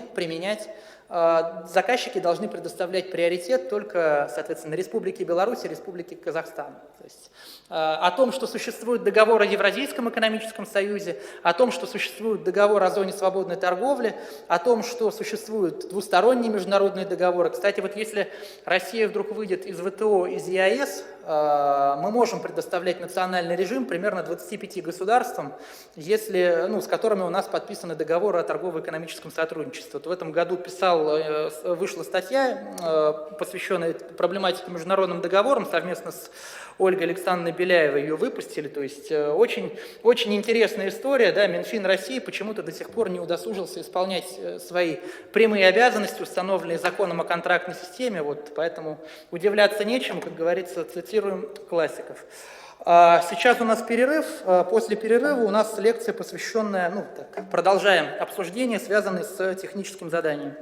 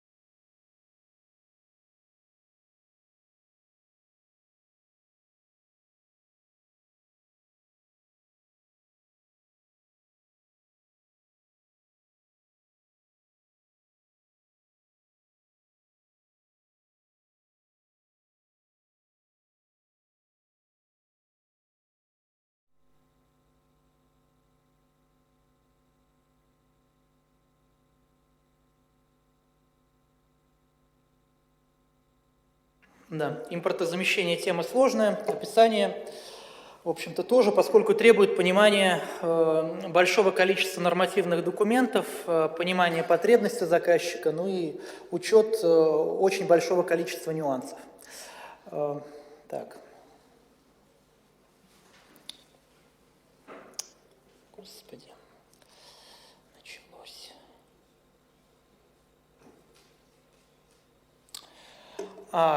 Ну, вообще по ТЗ, как бы с чего разумно начать? Да, разумно, конечно же, начать в целом с понимания потребности, та, которая есть у заказчика, и с такого простого тезиса. То есть с точки зрения простого потребителя, с точки зрения человека, который покупает любой товар, приходя в магазин, есть как бы две категории: нравится, не нравится. То есть меня этот товар устраивает, товар не устраивает. То есть у нас есть с вами свобода потребительского выбора, которой мы практически ничем не ограничены. Ограничены только фантазией, бюджетом и возможностями рынка. Как только мы говорим про описание предмета закупки в рамках закона о контрактной системе, да и по 223 закону то же самое, мы должны с вами понимать, что вступаем в юридическую плоскость. Вступаем в юридическую плоскость, и что это означает? Это означает, что мы с вами должны отразить всю нашу потребность таким образом, чтобы она, во-первых, была понятна другой стороне, во-вторых, соответствовала в полной мере требованиям закона о контрактной системе, в-третьих, учитывала все наши потребности и специфику этих потребностей, вот. Ну и в-четвертых, наконец, поддавалась какой-то общей логике. Потому что если вы, составив техническое задание, заключив контракт с участником закупки, думаете, что там можно участника закупки заставить что-то сделать, что контрактом не предусмотрено, ну, в некоторых случаях это может сработать, в остальных случаях заказчику придется принимать товар тот, который он написал в своем техническом задании. То есть с точки зрения Гражданского кодекса, закона о контрактной системе, то есть заставить исполнять участника мы можем с вами только то, что написано, да, что написано пером, не вырубишь топором. Соответственно, что не написано, то не написано, то мы не можем от участника закупки потребовать. И когда вы работаете со своими внутренними заказчиками, конечно же, самое главное и самое сложное одновременно – это построить с ними правильный диалог, донести им эту простую мысль, что если вы хотите что-то, вы должны это что-то как минимум описать. Вот. А если вы это описали, тогда мы уже будем обсуждать, как нам получить то, что необходимо. Потому что очень много встречается в практике и комичных, и не очень примеров, когда заказчик, например, хочет купить курицу, описывает это со ссылками на ГОСТы, но описывает очень неподробно, и что в результате ему привозят, как вы думаете? Ему привозят неощипанных кур. Соответственно, начальник столовой тоже, наверное, был очень рад, когда получил эту продукцию, вот, и пришлось самостоятельно это делать. Поэтому, конечно же, неважных моментов здесь не бывает. То есть зачастую недостаточно просто сделать общие отсылки на действующие ГОСТы, технические регламенты, каталог. Ну, каталог – это вообще больной вопрос. То есть он составлен так, что по нему нормальный товар закупить практически невозможно. Соответственно, на что еще мы обращаем внимание? На то, что Гражданский кодекс нам говорит, что, во-первых, качество должно соответствовать договору, мы с вами это уже проговорили. Во-вторых, товар, который поставляет участник закупки, должен соответствовать тем целям, для которых такой товар обычно используется. То есть не обязательно писать, когда вы покупаете питьевую воду, что вода должна быть пригодна для питья, потому что это само собой разумеющееся. Не обязательно, когда вы покупаете какую-то одежду, писать, что она не должна быть дырявой, в конце концов. Это само собой разумеющееся, но если ваша потребность имеет какую-то специфику, например, вы оснащаете мебелью медицинское учреждение, то есть и в рамках требований к оборудованию для медицинских учреждений существуют отдельные государственные стандарты. Может так даже случиться, что вы забыли указать данные стандарты в своем описании объекта закупки, но если вы укажете цель приобретения товара, то есть вы укажете, что это должна быть мебель, предназначенная для оснащения медицинских кабинетов, это будет автоматически означать, что участник закупки, что поставщик вам будет обязан поставить тот товар, который соответствует вот этим специальным целям. То есть цели какие-то специфические, которые вызваны вашей потребностью, писать, в общем-то, не лишним. То же самое касается и оснащения каких-то учреждений образования. То есть если вы покупаете мебель для начальных классов, совершенно очевидно, что это не может быть столы обычных размеров. Поэтому об этом нужно думать. Есть возможность также потребовать в рамках закона о контрактной системе соответствия товара образцу или изображению. То есть у вас может быть необходимость поставить какой-то товар, который вы описать словами не можете, но если вам, например, нужно еще одно кресло в этот зал, что вам мешает такое же, что вам мешает выложить его фотографию в документации о закупке или дать возможность участникам закупки ознакомиться с образцом, с тем, чтобы они изготовили его один в один. Тем более, что вы можете, например, не знать, какой производитель у этой мебели, возможно, она на заказ когда-то изготавливалась. То есть по-другому иногда описать предмет закупки просто невозможно, потому что лучше один раз увидеть иногда, чем 100 раз услышать.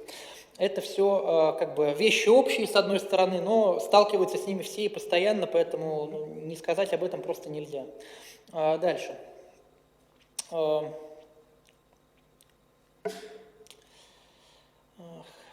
Техника, ну что. А можно переключить следующий слайд?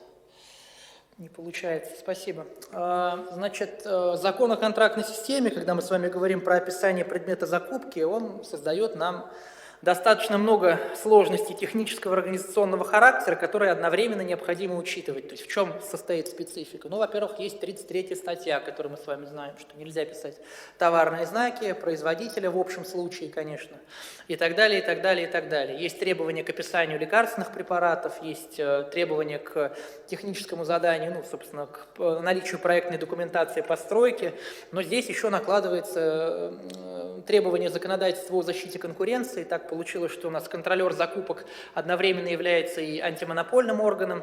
Соответственно, учитывать подходы контролирующих органов в части применения закона о защите конкуренции, ну, например, в части лотирования, то есть можем ли мы с вами объединить в один лот те или иные потребности или нет. Здесь нужно, конечно, смотреть на ту практику, которая есть в вашем регионе, подходы, которые применяют контролирующие органы. Есть требования каталога, то, что появилось сравнительно недавно. Сейчас каталог уже довольно неплохо наполнен, он продолжает наполняться.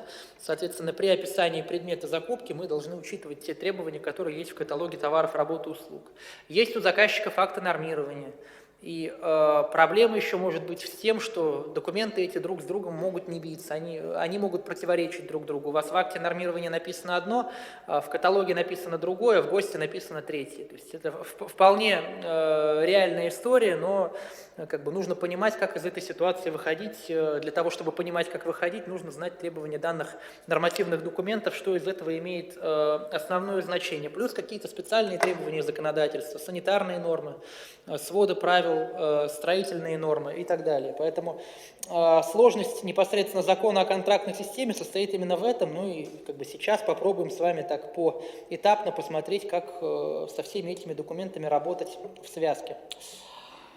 А можно следующий слайд? Что-то перестало работать. Соответственно, общие требования 33 статьи к чему сводятся? Сводятся к тому, что мы с вами не имеем права указывать товарные знаки, если это является ограничением конкуренции. Ну, как вы наверняка прекрасно знаете, подходы Федеральной антимонопольной службы, почти всегда указание товарных знаков, по мнению ФАС России, является ограничением конкуренции.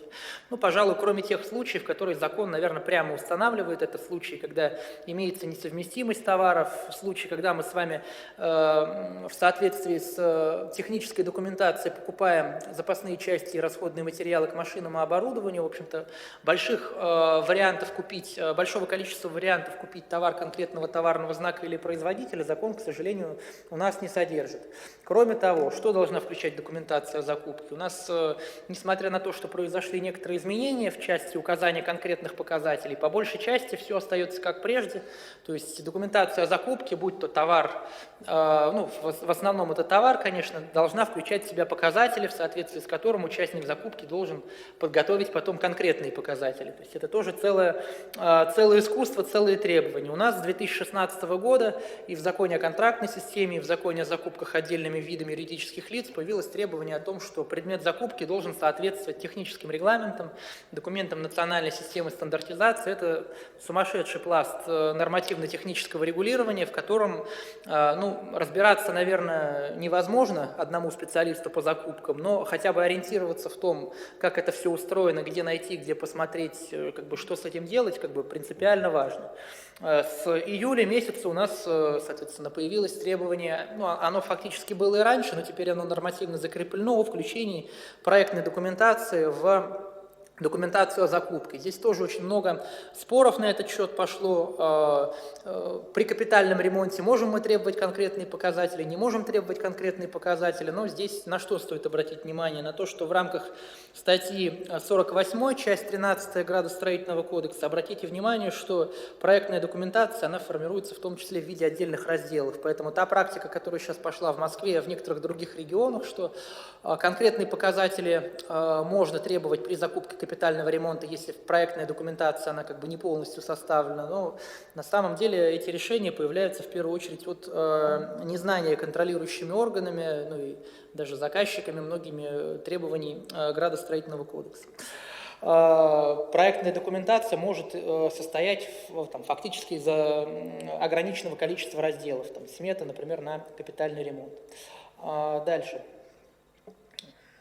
Можно следующий? Все, переключил. Значит, какие ошибки чаще всего встречаются при закупках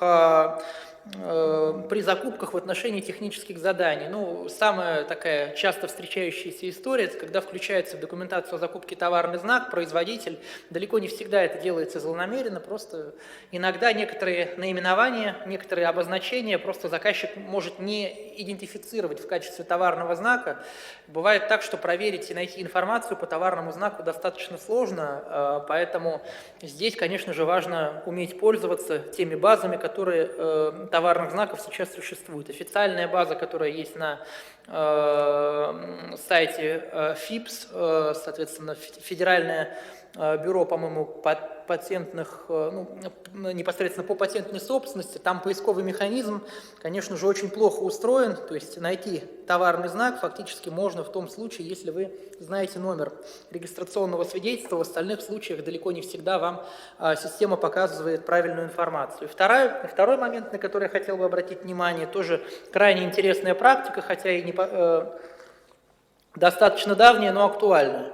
Как говорится, вот если вы покупаете запасные части, расходные материалы к машинам и оборудованию, вот казалось бы, у меня есть оборудование какое-то, у меня есть какой-то принтер, и, например, в этом принтере есть расходные материалы, запасные части и так далее. Вот мы с вами что думаем? У нас есть право купить расходный материал и запасные части конкретного производителя, поскольку у нас есть конкретное оборудование. Вот далеко не все так просто. Почему? Потому что 44-й закон нам говорит, что мы можем с вами купить расходный материал, запасную часть конкретного производителя, только если это предусмотрено технической документацией. Вот в Твери заказчик, есть у него медицинское оборудование. Совершенно логично, очевидно, он предположил, что я имею право купить оригинальный расходник. Подали на него жалобу, приходит он в ФАС, и что ФАС говорит? Давайте мне вашу техническую документацию, где там у вас написано, что вы вправе купить оригинальный расходный материал, запасную часть. Оказалось, что нет такого требования в техническом документации. То есть, многим действительно кажется, что в большинстве технических документаций так и написано, потому что производители оборудования заинтересованы в том, чтобы поставлять оригинальные запасные части, расходные материалы, но вот закон говорит нам так, что купить мы это сможем только в том случае, если сам производитель в технической документации об этом говорит, поэтому техническую документацию нужно сохранять и при необходимости закупок удостовериться в том, что действительно есть такая возможность у заказчика. Тем более, что оборудование постоянно меняется. А можно следующий? Что-то перестало работать. Спасибо. Значит, по товарным знакам, то, о чем я говорил, где посмотреть информацию. Существует первая, соответственно, ссылка, это 1fips.ru, то есть это официальный как раз-таки ресурс, где есть информация по товарным знакам. То есть вы увидели какое-то словосочетание, вам оно непонятно. То есть, Mercedes, наверное, и LG вы в качестве товарного знака без труда отличите, но товарные знаки могут иметь и словесное обозначение, и даже звуковое обозначение, то есть понятие товарного знака, оно очень широкое. То есть может в виде изображения быть товарный знак. Вот как раз-таки с помощью этих баз вы можете эту информацию посмотреть. Конечно же, в большинстве случаев товарный знак имеет и изображение, и наименование, поэтому по наименованию вы можете посмотреть информацию также в альтернативных источниках. Вот я здесь привел сайт findtm.ru, здесь поиск попроще. Зачастую, когда вы не знаете, является обозначение товарным знаком или нет, вы можете просто по наименованию забить то или иное словосочетание, посмотреть. Возможно, оно высветится в качестве товарного знака, и там будет указан номер регистрационный номер данного товарного знака с тем, чтобы вы фактически могли потом взять и в официальном источнике посмотреть, потому что бывают разное оборудование, вы не везде можете ориентироваться, вам показалось, что там, часть наименования не является товарным знаком, а на самом деле она указывает на конкретного производителя. То есть здесь, чтобы отличать точно, нужно ориентироваться в рынке, а, соответственно, специалисту по закупкам, к сожалению, не остается ничего другого, кроме как проверить эту информацию в официальных источниках. То есть товарный знак, он обязательно подлежит государственной регистрации, поэтому для того, чтобы товарный знак стал товарным знаком, он все-таки должен присутствовать в определенных базах. Там сорта, естественно, товарными знаками не являются. То есть может там возникнуть такой вопрос, а можем ли мы купить там, фрукты или овощи определенного сорта? Конечно, можете, потому что это не товарный знак. Там бывают еще какие-то обозначения, которые не ограничивают заказчика. Вот, кстати, недавно у меня была необходимость купить минеральную воду. Я хотел минеральную воду определенного производителя купить, уж так скажу откровенно, там ничего особенного, но тем не менее. Соответственно, что еще может не являться товарным знаком? Я долго, так сказать, читал государственные стандарты и прочее, обнаружил, что, например, появился новый стандарт на питьевую воду, и там в качестве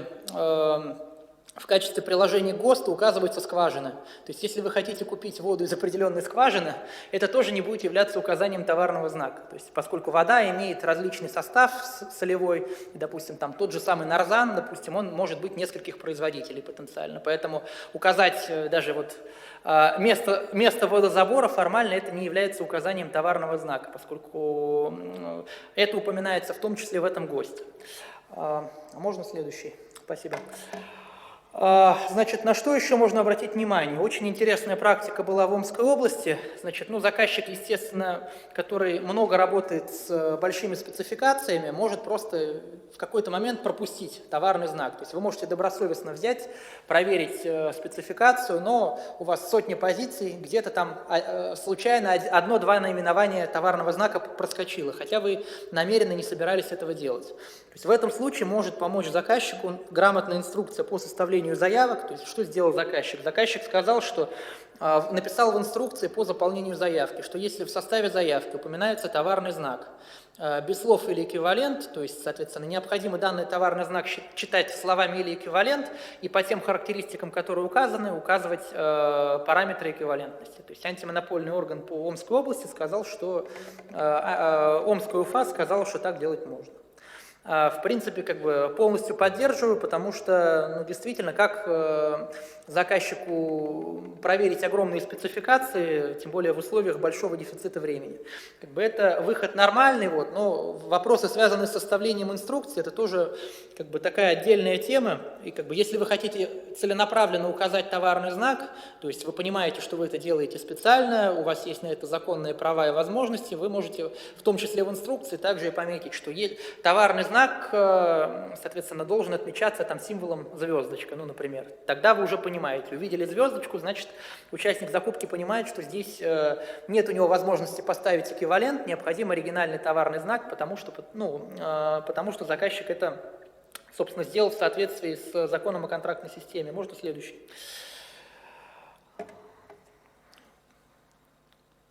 Спасибо.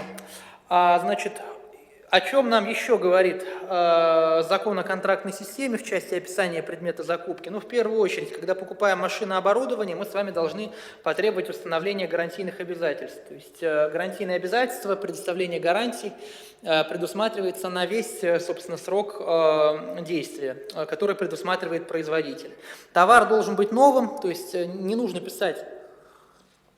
Нет обязанности у заказчика писать, что товар должен быть новым, невосстановленным, то есть все это следует непосредственно из закона о контрактной системе, но для того, чтобы участников сориентировать, тем не менее, многие заказчики это делают, хотя закон об этом нам говорит. Значит, техническое задание также составляется с учетом тех требований стандартов, которые сейчас существуют. Можно следующий? Спасибо.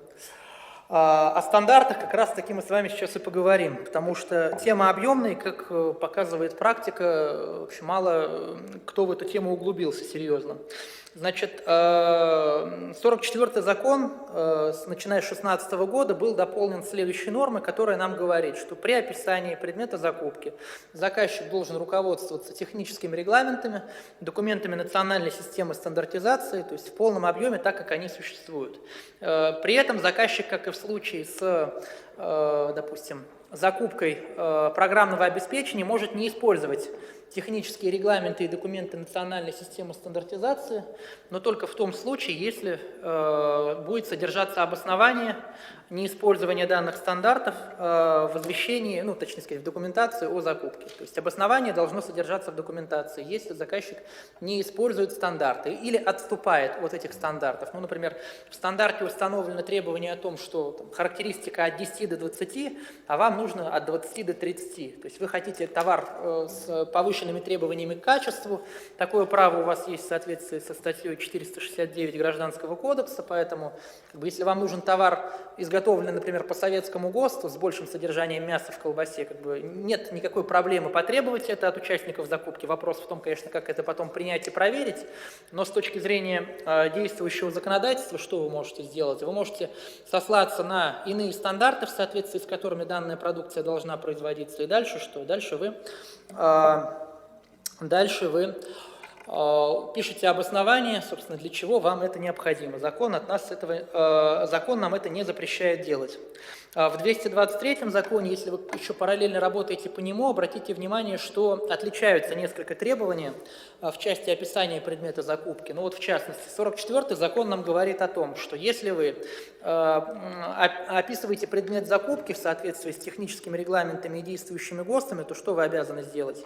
Вы обязаны использовать не просто характеристики, которые там есть, вы обязаны использовать требования, условные обозначения, терминологию из ГОСТов. То есть здесь уже первый конфликт может возникнуть. В каталоге одна терминология используется, условное обозначение, в ГОСТах используется другая терминология обозначений, то есть уже автоматически вы при описании предмета закупки отклоняетесь от требований законодательства о техническом регулировании и стандартизации. Что в этой ситуации делать? Но в этой ситуации надо написать, может быть, даже если постоянно эта проблема возникает где-то в типовой вашей документации, написать, что отклонение обусловлено в том числе требованиями каталога, который вы обязаны использовать. То есть если в каталоге стоит обозначение больше или равно, а вы ставите просто не более, это уже противоречие. Поэтому необходимо этот момент учитывать. А можно следующий? Спасибо. Вот типовые ошибки, связанные с применением ГОСТов. Ничего принципиально не поменялось, поскольку норма как действовала, так и действует.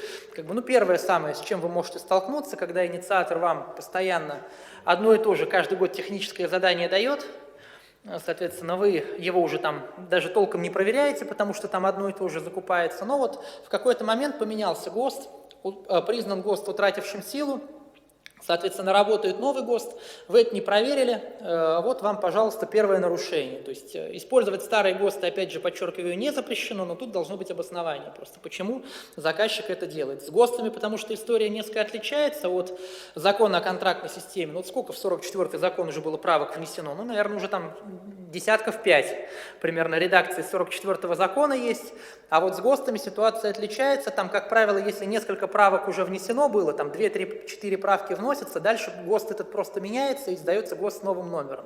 В отношении действующего законодательства, наверное, тоже было бы удобно, потому что ни у кого нет официального текста 44-го закона в действующей редакции. То есть тут либо доверять консультанту, что они там все правильно перенесли, либо самостоятельно составлять полный текст 44-го закона. Тоже рискуя где-то ошибиться. Поэтому ГОСТы, конечно же, необходимо проверять, что они действительно действующие, либо писать обоснование неиспользования действующих ГОСТов. То есть можете вы использовать и иностранные стандарты, вот как в другом примере здесь говорится.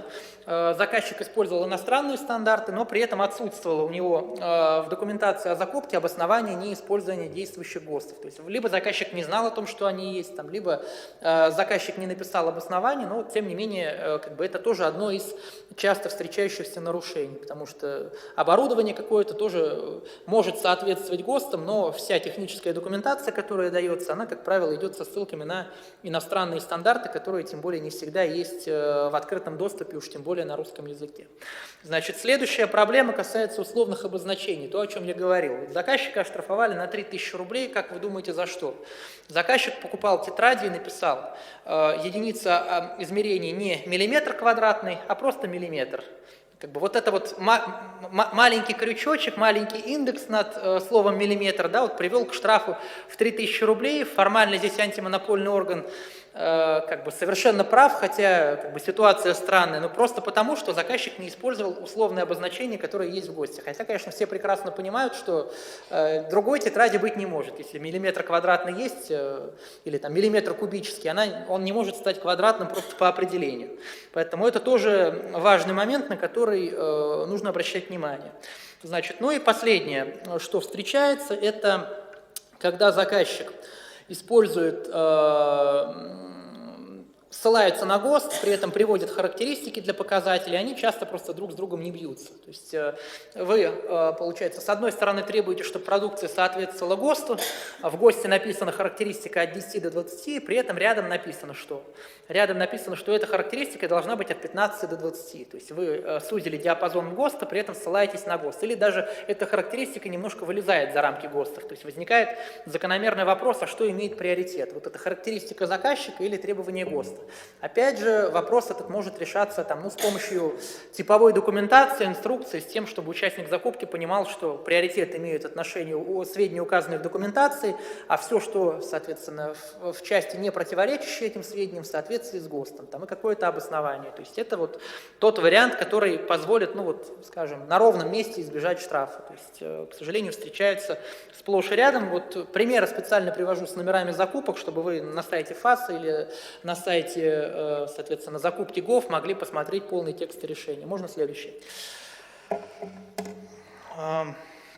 Значит, что такое вообще технический регламент, документ национальной системы стандартизации? Ну, я точно так же, как и вы, в 2016 году увидел, что появилось такое требование в 44-м, в 223-м законе, тоже задался вопросом, да, что теперь с этим делать заказчику, должен ли заказчик вообще что-то с этим делать и так далее.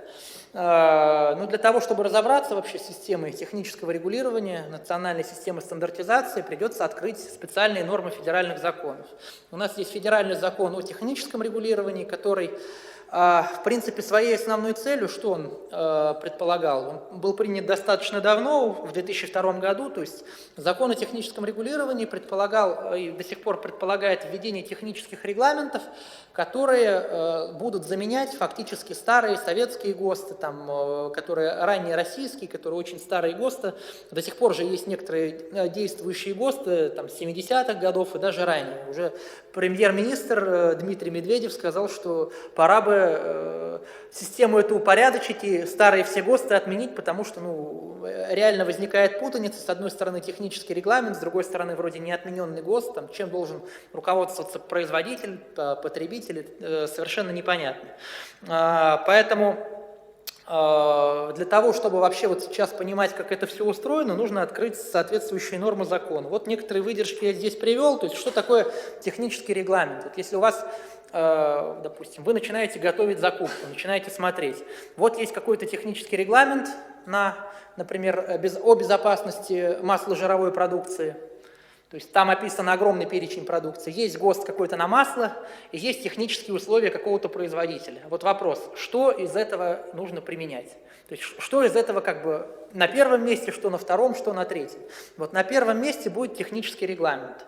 То есть технический регламент – это не технические условия, это не одно и то же. Технический регламент – это документ с определенным правовым статусом, который утвержден международным договором, утвержден федеральным законом, например, как технический регламент о безопасности зданий и сооружений. Может быть, технический регламент утвержден постановлением правительства, например, есть постановление правительства 2010 года номер 132, в рамках которого предусматривается распространение технических регламентов Республики Казахстан на территории Российской Федерации. Есть такой очень интересный документ.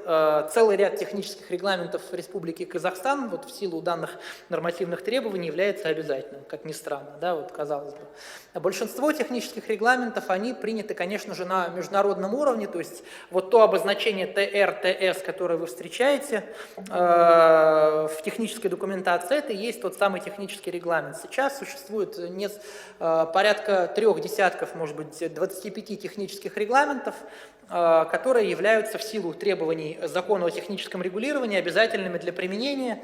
То есть технический регламент, он устанавливает требования к безопасности. Да, что масло-жировая продукция должна быть безопасна, не должна приводить к отравлениям, то есть эта продукция должна быть пригодна к употреблению в пищу. То есть там какие-то минимальные требования именно к безопасности.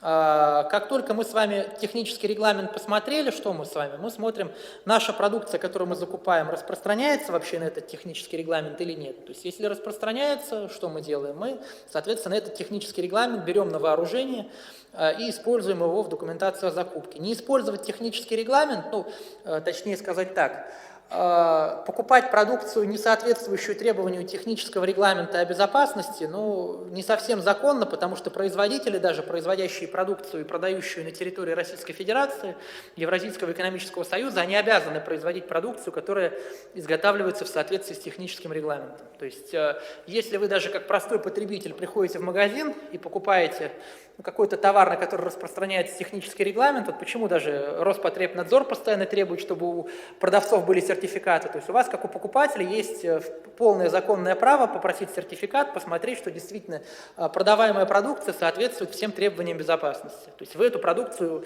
можете купить, употреблять без боязни, так сказать, негативных последствий.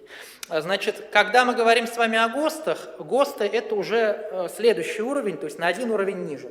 ГОСТы в соответствии с действующим законодательством призваны обеспечить выполнение технических регламентов. То есть технический регламент устанавливает какие-то общие требования к безопасности, а ГОСТ зачастую устанавливает более подробные требования, устанавливает классификацию продукции. То есть в рамках ГОСТа вы можете, например, посмотреть, какие виды топлива существуют, каких там, классов экологической безопасности. То есть многие вещи, они установлены уже и в ГОСТе, то есть на более низком уровне. ГОСТы мы с вами использовать тоже обязаны. Точнее сказать, ГОСТы мы использовать обязаны, потому что ГОСТы являются документами национальной системы стандартизации. То есть если вы ГОСТ не используете, то вы должны будете написать обоснование. Но наш законодатель, который писал изменения вот эти в 44-й, в 223-й закон, но они не потрудились в этой ситуации разобраться, и они заставили заказчиков, то есть вот, видимо, у заказчиков так много свободного времени, использовать во всех закупках существующие документы национальной системы стандартизации. При этом обратите, пожалуйста, внимание, что в силу специальных нормативных актов, в силу законодательства о техническом регулировании, законодательства о стандартизации, национальный стандарт, то есть документ национальной системы стандартизации, он не является обязательным. То есть смысл вот этого ГОСТа – это чтобы производитель на добровольной основе показал, что моя продукция соответствует ГОСТу, который разработан в соответствии с техническим регламентом, то есть там совершенно иная логика. А вот в законе о контрактной системе и в законе о закупках отдельными видами юридических лиц получилось наоборот, да, что сказали, ГОСТы обязательно используйте, но с точки зрения закона о стандартизации вы можете ГОСТы не использовать. Если вам нужна продукция, изготовленная, нужна продукция, изготовленная по иностранным стандартам, и при этом есть действующие отечественные ГОСТы, у вас есть право это сделать. То есть, но должно быть обоснование, почему вы не используете отечественные ГОСТы. То есть, конечно, на большинство видов продукции ГОСТы существуют, технические регламенты существуют, кстати, не на все виды продукции. То есть, многие из технических регламентов, они такие укрупненные, то есть, там идет описание, допустим, масло-жировая продукция, это целый перечень продукции, низковольтное оборудование, там целый перечень продукции, безопасность колесных средств, транспортных, то есть и так далее, и так далее. Технические регламенты, они разрабатываются постепенно. Вот собираются по винной продукции разработать технический регламент в ближайшее время. Недавно даже же в 832-е постановление по импортозамещению ввели вина в качестве пищевой продукции, на которой распространяются ограничения допуска. Хотя трудно сказать почему, потому что, наверное, мало кто из заказчиков по 44-му закону эту продукцию покупает. Можно следующий слайд. Спасибо. При этом, коллеги, есть, конечно, исключения из этого общего правила. Исключения связаны с отдельными правоотношениями, ну, которые, наверное, большинство из вас мало касается. То есть, когда мы говорим с вами о закупках по государственному оборонному заказу, когда мы с вами говорим о закупках для нужд атомной энергетики, когда мы говорим с вами о закупках средств безопасности, там, связанных с Федеральной службой безопасности, то наряду с этими требованиями могут устанавливаться также специальными приказами федеральных органов исполнительной власти дополнительные требования к продукции. Ну, например, Минкомсвязи или Министерство связи, оно тогда было, установило в одном из приказов дополнительные требования к оптическим кабелям. То есть вот подобные вещи тоже используются заказчиками обязательно наряду с требованиями технических регламентов. Плюс есть у нас такой технический регламент, который многие, кто закупают стройку, как бы просто обязаны знать все. Это технический регламент о безопасности зданий и сооружений. Вот в рамках данного технического регламента предусматривается, что данный технический регламент в соответствии с данным техническим регламентом определяется перечень ГОСТов и сводов правил, которые являются обязательными. То есть все ГОСТы у нас добровольные, но есть ГОСТы у нас обязательные. Вот обязательные ГОСТы, например, указываются как раз-таки в специальном постановлении правительства номер 1521, и в данном постановлении, соответственно, есть порядка сотни ГОСТов и сводов правил, которые там постепенно заменяют строительные нормы и правила, которые обязательны для применения заказчиками. Следующий слайд, пожалуйста. Где найти всю эту информацию? Да, я вам сейчас немножко дал теории, чтобы вообще понимали, как это взаимосвязано друг с другом, где, так сказать, с чего начать. Вот мы с вами хотим купить, например, морковь. Где нам найти информацию такую о действующих технических регламентах, государственных стандартах? Мы с вами что должны сделать? Зайти на сайт Росстандарта. Росстандарт – это федеральный орган исполнительной власти, который, собственно, регулирует данную сферу деятельности, именно техническое регулирование. Соответственно, на сайте Росстандарта есть раздел «Стандарты и регламенты». Туда проваливаемся, открываем с вами действующие технические регламенты. Ну и, например, потенциально подходить под описание, нашу продукцию может несколько технических регламентов даже сразу. Например, технический регламент о безопасности пищевой продукции, технический регламент есть по безопасности, не по безопасности, пищевая продукция в части ее упаковки, маркировки. То есть может быть на самом деле так, что даже несколько технических регламентов одновременно вы будете применять. Потому что показатели, условные обозначения, терминологию обязаны заказчики использовать, в том числе и там, при указании требований к упаковке, маркировке. То есть все эти требования, они с этой точки зрения обязательны для применения. Значит, нашли технические регламенты. Хорошо. Дальше что сделали?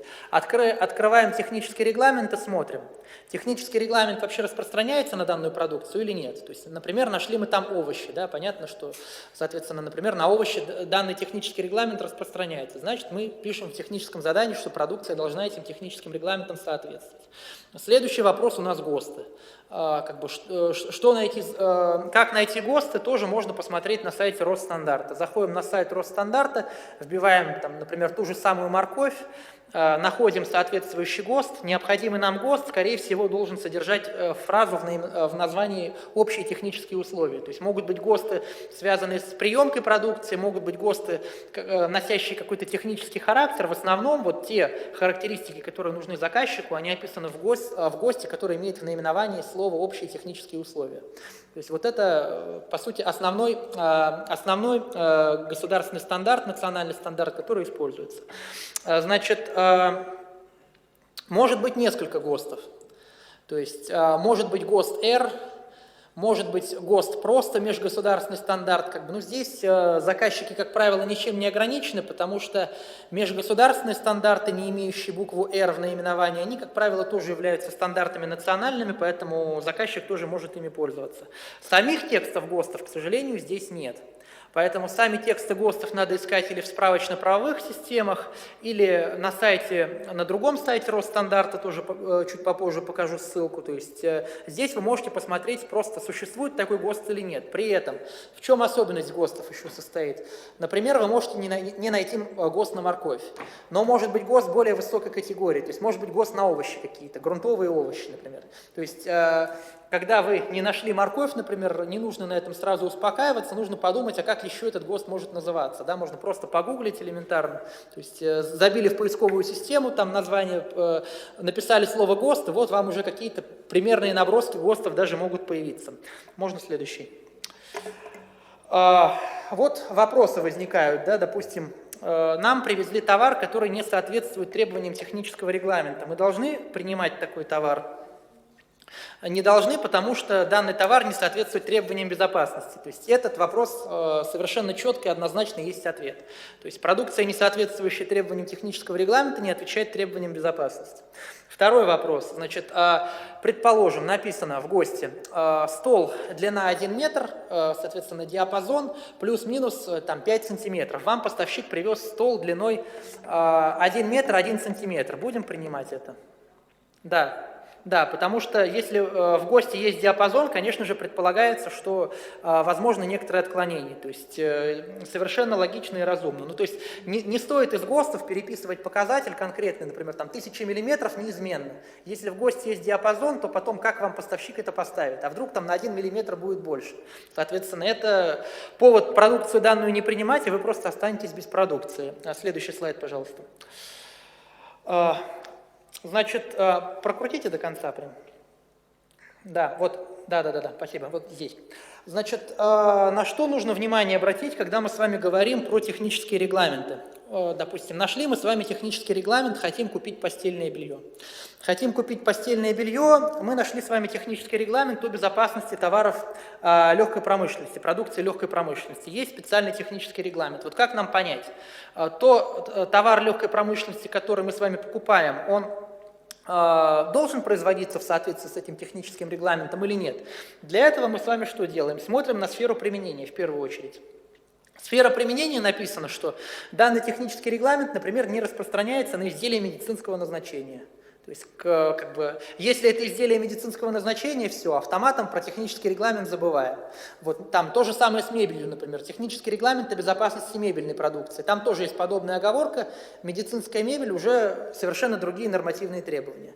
Продукция, бывшая в употреблении, тоже не подлежит обязательному техническому регулированию. Дальше открываем с вами приложение.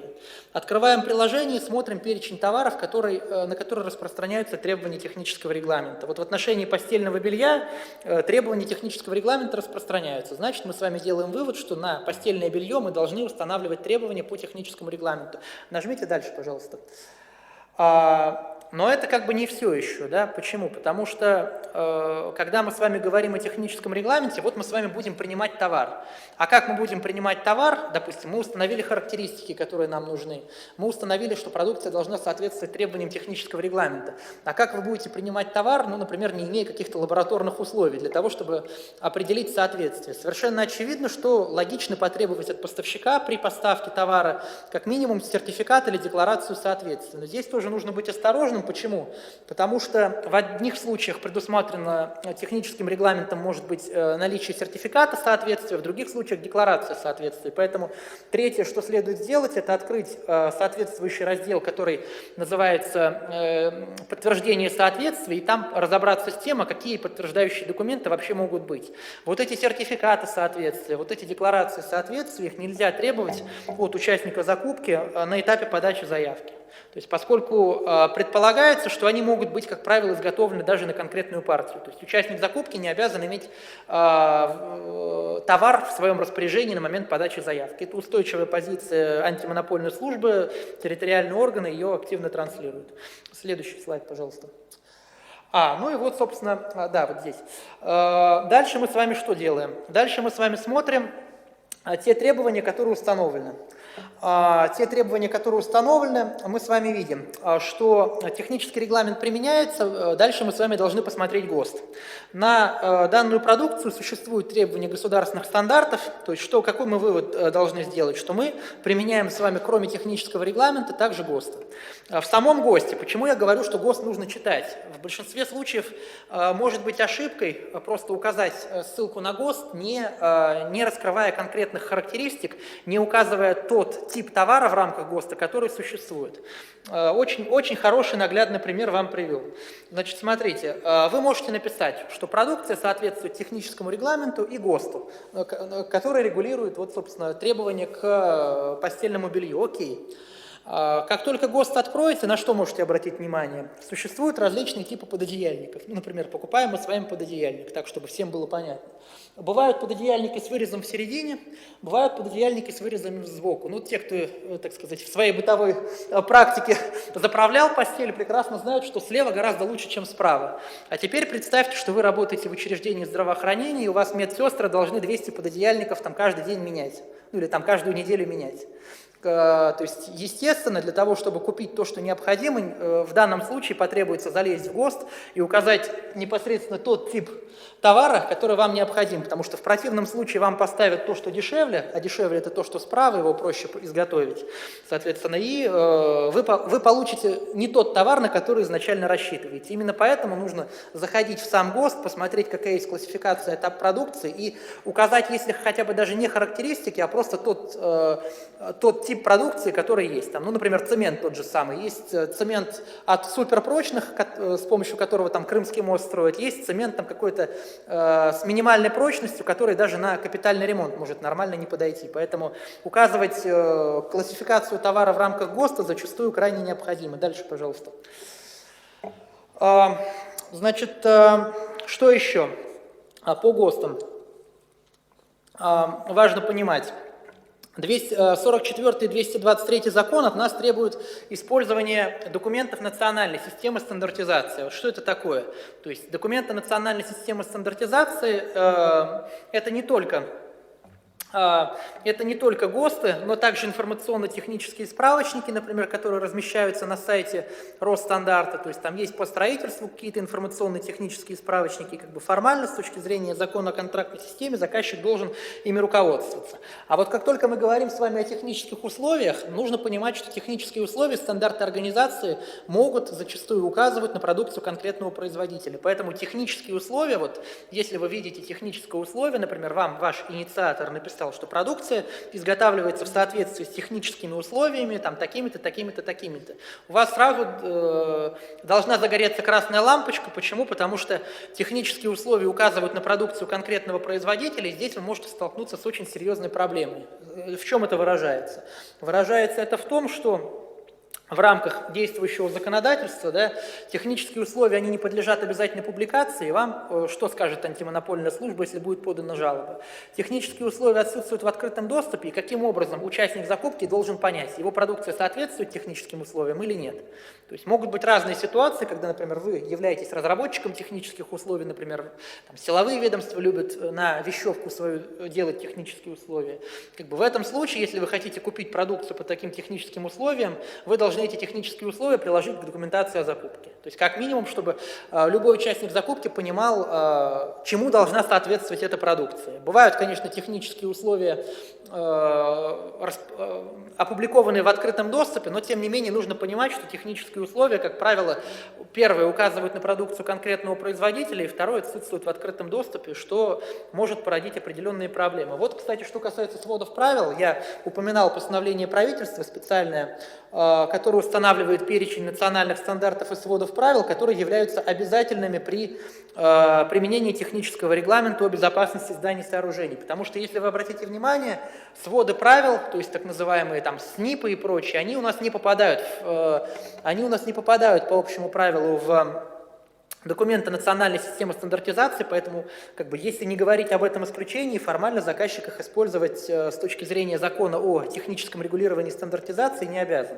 Не попадают сюда и классификаторы, кстати, вот всеми известные, любимые там ОКПД-2 или нелюбимые, наверное, даже ОКПД-2, ОКСМ, ОКВЭД и прочее, то есть эти классификаторы, они у нас не являются документами национальной системы стандартизации. Но наш законодатель допустил одну неприятную ошибку для заказчиков. Какую допустил ошибку законодатель? Законодатель сказал следующее, что заказчик обязан использовать при описании предмета закупки документы, предусмотренные национальной системой стандартизации. А дальше он сказал, что если заказчик не использует документы по стандартизации, то должно содержаться обоснование, то есть потенциально Участник закупки может пожаловаться, что заказчик не использовал какой-нибудь ОКСМ и не привел соответствующего обоснования. То есть одна норма просто не перекрывается другой. Поэтому нужно быть с этой точки зрения тоже внимательным. И если у нас есть классификатор единиц измерения, например, ОКИ, который как бы активно используется в единой информационной системе, то есть классификатор общероссийский тоже следует, конечно, использовать, ну, как бы, если у вас нет каких-то других причин этого не делать. Можно дальше. Спасибо. Вот примеры по стандартам организации и техническим условиям. Два решения центрального аппарата ФАС. Чем они отличаются? В первом случае у нас заказчик опубликовал технические условия на сайте в единой информационной системе, жалоба не обоснована. Во втором случае он этого не сделал, жалоба обоснована. Да, почему это так? Ну, мы с вами уже вкратце обсудили. Заказчик должен указывать, соответственно, технические условия в документации о закупке. При этом, конечно же, техническими условиями следует пользоваться, но в том случае, если они как минимум, наверное, не противоречат техническим регламентам, может быть, ГОСТам, то есть технические условия нужно на самом деле использовать очень осторожно. Дальше. Можно следующий? Да, спасибо. Значит, какой еще может возникнуть вопрос? То, о чем мы с вами говорили. Заказчик видит ГОСТ с определенными перечнями диапазонов. То есть в ГОСТе указано, что товар производится с массовой долей жира такой-то, такой-то. При этом заказчик хочет этот параметр поменять, установить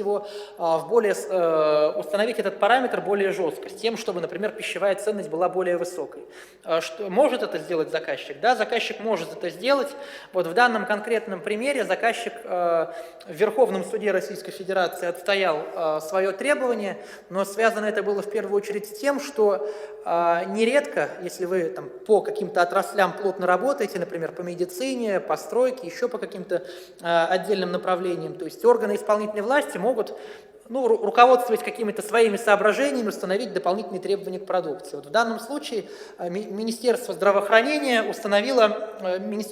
Минздравсоцразвития, по-моему, тогда называлось, установило дополнительные требования к питанию, которое закупает заказчик. И там вот эти характеристики диапазона, они отличались от того, что написано в ГОСТе. Соответственно, заказчик что сделал? Заказчик в суде, если вы собираетесь отклоняться от ГОСТов, руководствуясь этой позицией, конечно, стоит просто сделать ссылку на данные нормативные акты, и тогда вопросов к вам не будет, почему вы отклоняетесь от действующей практики. Дальше, можно следующий? Значит, еще очень интересное решение Верховного суда, то есть это просто какой-то был, наверное, подарок любителям заточек. Верховный суд Российской Федерации сказал следующее, что он сказал, в принципе, очевидную вещь, но он сказал ее очень интересным образом. То есть Верховный суд Российской Федерации сказал, что инструкция по заполнению заявки может не содержать конкретных номеров ГОСТов. Представьте ситуацию. Спецификация там на несколько десятков позиций, заказчик устанавливает технические требования, пишет о том, что должна соответствовать продукция действующим ГОСТам, но не называет их номера. Что должен сделать участник закупки? Да, участник закупки может, получить некоторые сложности с составлением заявки просто потому, что он может не ориентироваться в рынке. Но с этим подходом тоже нужно быть предельно осторожным. Почему? Я все-таки рекомендую указывать ссылки на те ГОСТы, которые вы используете, просто по той причине, что может быть несколько ГОСТов, которые незначительно друг от друга отличаются. Вот реальный пример. Я в свое время занимался продажей кабелей связи, когда на стороне поставщика работал. Какая там ситуация есть? Есть кабели связи. Есть два ГОСТа. Один ГОСТ устанавливает параметр 0,4, другой ГОСТ устанавливает параметр 0,5. Почему такое различие? Потому что одна продукция гражданского назначения, вторая военного. То есть если вы не указываете конкретный ГОСТ, соответственно, у участника закупки может быть закономерный вопрос, по какому конкретно ГОСТу не должна быть изготовлена продукция, поэтому все-таки ГОСТы указывать, номера конкретных ГОСТов указывать следует. Дальше, следующий, пожалуйста. Спасибо. Как можно обосновать неиспользование ГОСТов В общем-то, есть два подхода. Первый подход, тот, который я подсвечивал, ну, например, тоже похожий пример, кстати, здесь только Минтруда и соцзащиты устанавливала определенные требования к продукции, там, соответственно, подгузники для взрослых, то есть они установили дополнительные требования для учреждений здравоохранения, какие они должны быть. Естественно, у министерства есть свой взгляд на технические требования, которые отчасти не соответствуют требованиям государственных стандартов. Заказчик что сделал? Заказчик написал в своей документации о закупке, что продукция не соответствует ГОСТу, потому что существует такой нормативный документ. Это я называю добросовестным подходом к обоснованию, то есть здесь все вполне конкретно и прозрачно. Может быть другой вариант, когда заказчик, ну, так скажем, ленится написать нормальное обоснование, ну или просто делает это на всякий случай и говорит, что, значит, 44-й закон и 223-й, он говорит о том, что обоснование должно быть, но не устанавливает требования, а каким должно быть это обоснование. То есть здесь во втором случае имеет место буквальное прочтение требований действующего законодательства, и заказчик говорит, ну вот моя потребность выходит за рамки ГОСТов, я даже не говорю где, в каком количестве, моя потребность выходит, поэтому я не использую ГОСТы. То есть обоснование формально есть, формально есть. Могут ли быть вопросы у контролирующих органов? Конечно, могут, да, поскольку здесь слишком заказчик прибегает к формальному подходу, но в то же время вам никто не мешает эти варианты сочетать. В каких случаях это может быть целесообразно? Ну, опять же, говорю, большая спецификация. Вы нашли там несколько позиций, где вы отходите от требований действующих ГОСТов. Вы добросовестно написали обоснование. А вот пару позиций вы не забыли или не знали, или не заметили. То есть вот в этом случае получается, что у вас обоснования нет по отступлению. Там, вот эта вот вторая история, она позволяет в некоторых случаях, ну, просто прикрыться на всякий случай, если будут поданы жалобы, связанные с отсутствием обоснований по неиспользованию ГОСТов. Следующий слайд, пожалуйста. Значит, каталог. По ГОСТам, в принципе, так общую картину прояснил. Значит, по каталогу. Каталог у нас, конечно, это отдельное постановление правительства, номер 145. Недавно поправили там 44-й закон, соответственно, с этой точки зрения. Что с точки зрения каталога? Да, с точки зрения каталога мы должны с вами информацию из каталога уже учитывать при планировании закупки. То есть если мы с вами сейчас составляем план-график там, на следующий период, что мы должны сделать? Мы должны составлять план, документы по планированию с учетом требований каталога. То есть позиция попадает в извещение, сразу исходя уже из того, что есть в каталоге. При этом, если вы позицию запланировали, а изменения в каталоге появились позже, то вы должны будете поправить свою позицию, соответственно, в плане графики только в той части, что вы должны будете поправить только в том случае, если вы вносите в нее изменения.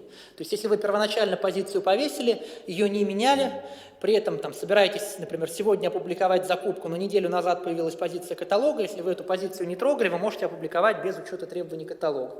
В части требований каталога вы должны учитывать наименование товара, работы, услуги с точки зрения постановления правительства Российской Федерации, там 44-ю чуть-чуть поправили здесь.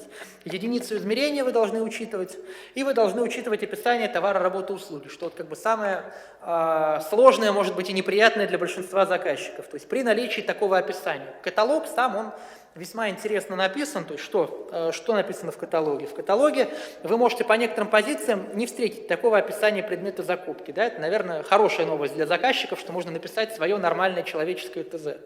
Может быть такое, что есть какое-то описание в каталоге, и заказчик в этом случае обязан его использовать. То есть заказчик его обязан использовать именно в том виде, в котором это есть в каталоге. То есть в каталоге обозначен параметр с конкретным обозначением конкретной единицы измерения, заказчик обязан это использовать.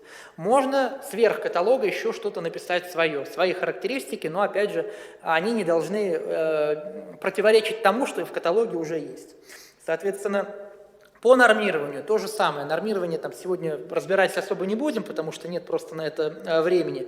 В актах нормирования тоже могут содержаться требования в отношении описания предмета закупки. То есть у нас уже с вами несколько опций, несколько требований. 33-я статья в части описания предмета закупки. У нас есть технические регламенты, документы национальной системы стандартизации, от которых можно отступать при наличии обоснования определенного. У нас есть каталог, который обязателен, у нас есть акты нормирования. Самое неприятное, наверное, если каталог противоречит противоречит нормированию. Здесь заказчику придется выбрать, как поступить в ситуации, что либо он нарушает акт нормирования, либо он нарушает требования каталога. Ну, заказчик в этом случае еще параллельно, чтобы, так сказать, окончательно, было к нему меньше претензий, написать еще разработчику акта нормирования о том, что, коллеги, пожалуйста, поправьте, вот есть такая-то проблема, мы из-за этого нарушаем действующее законодательство.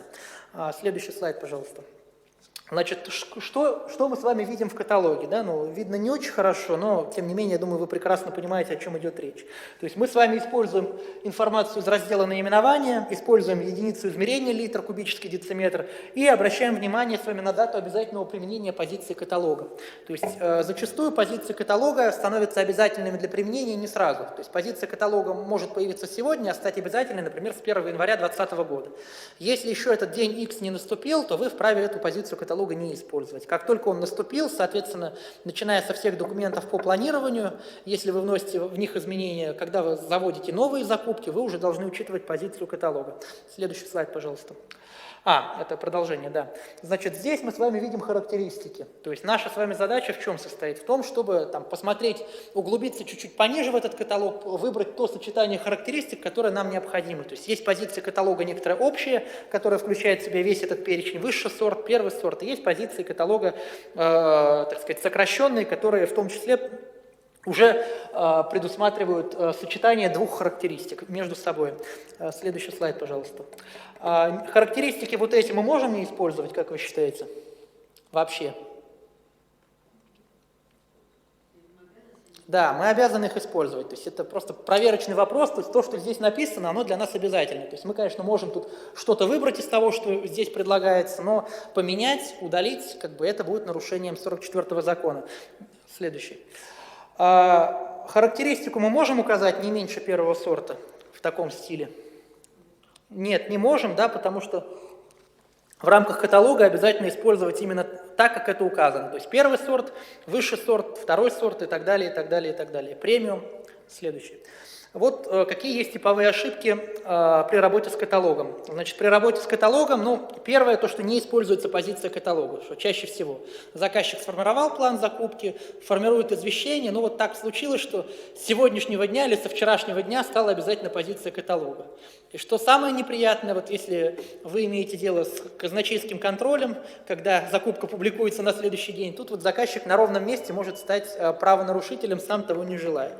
Поэтому перед публикацией закупок, конечно же, нужно смотреть, а не поменялось ли что-то. Вдруг стала обязательной позиция каталога, то, что заказчик не учел уже даже при изменении позиции плана закупки.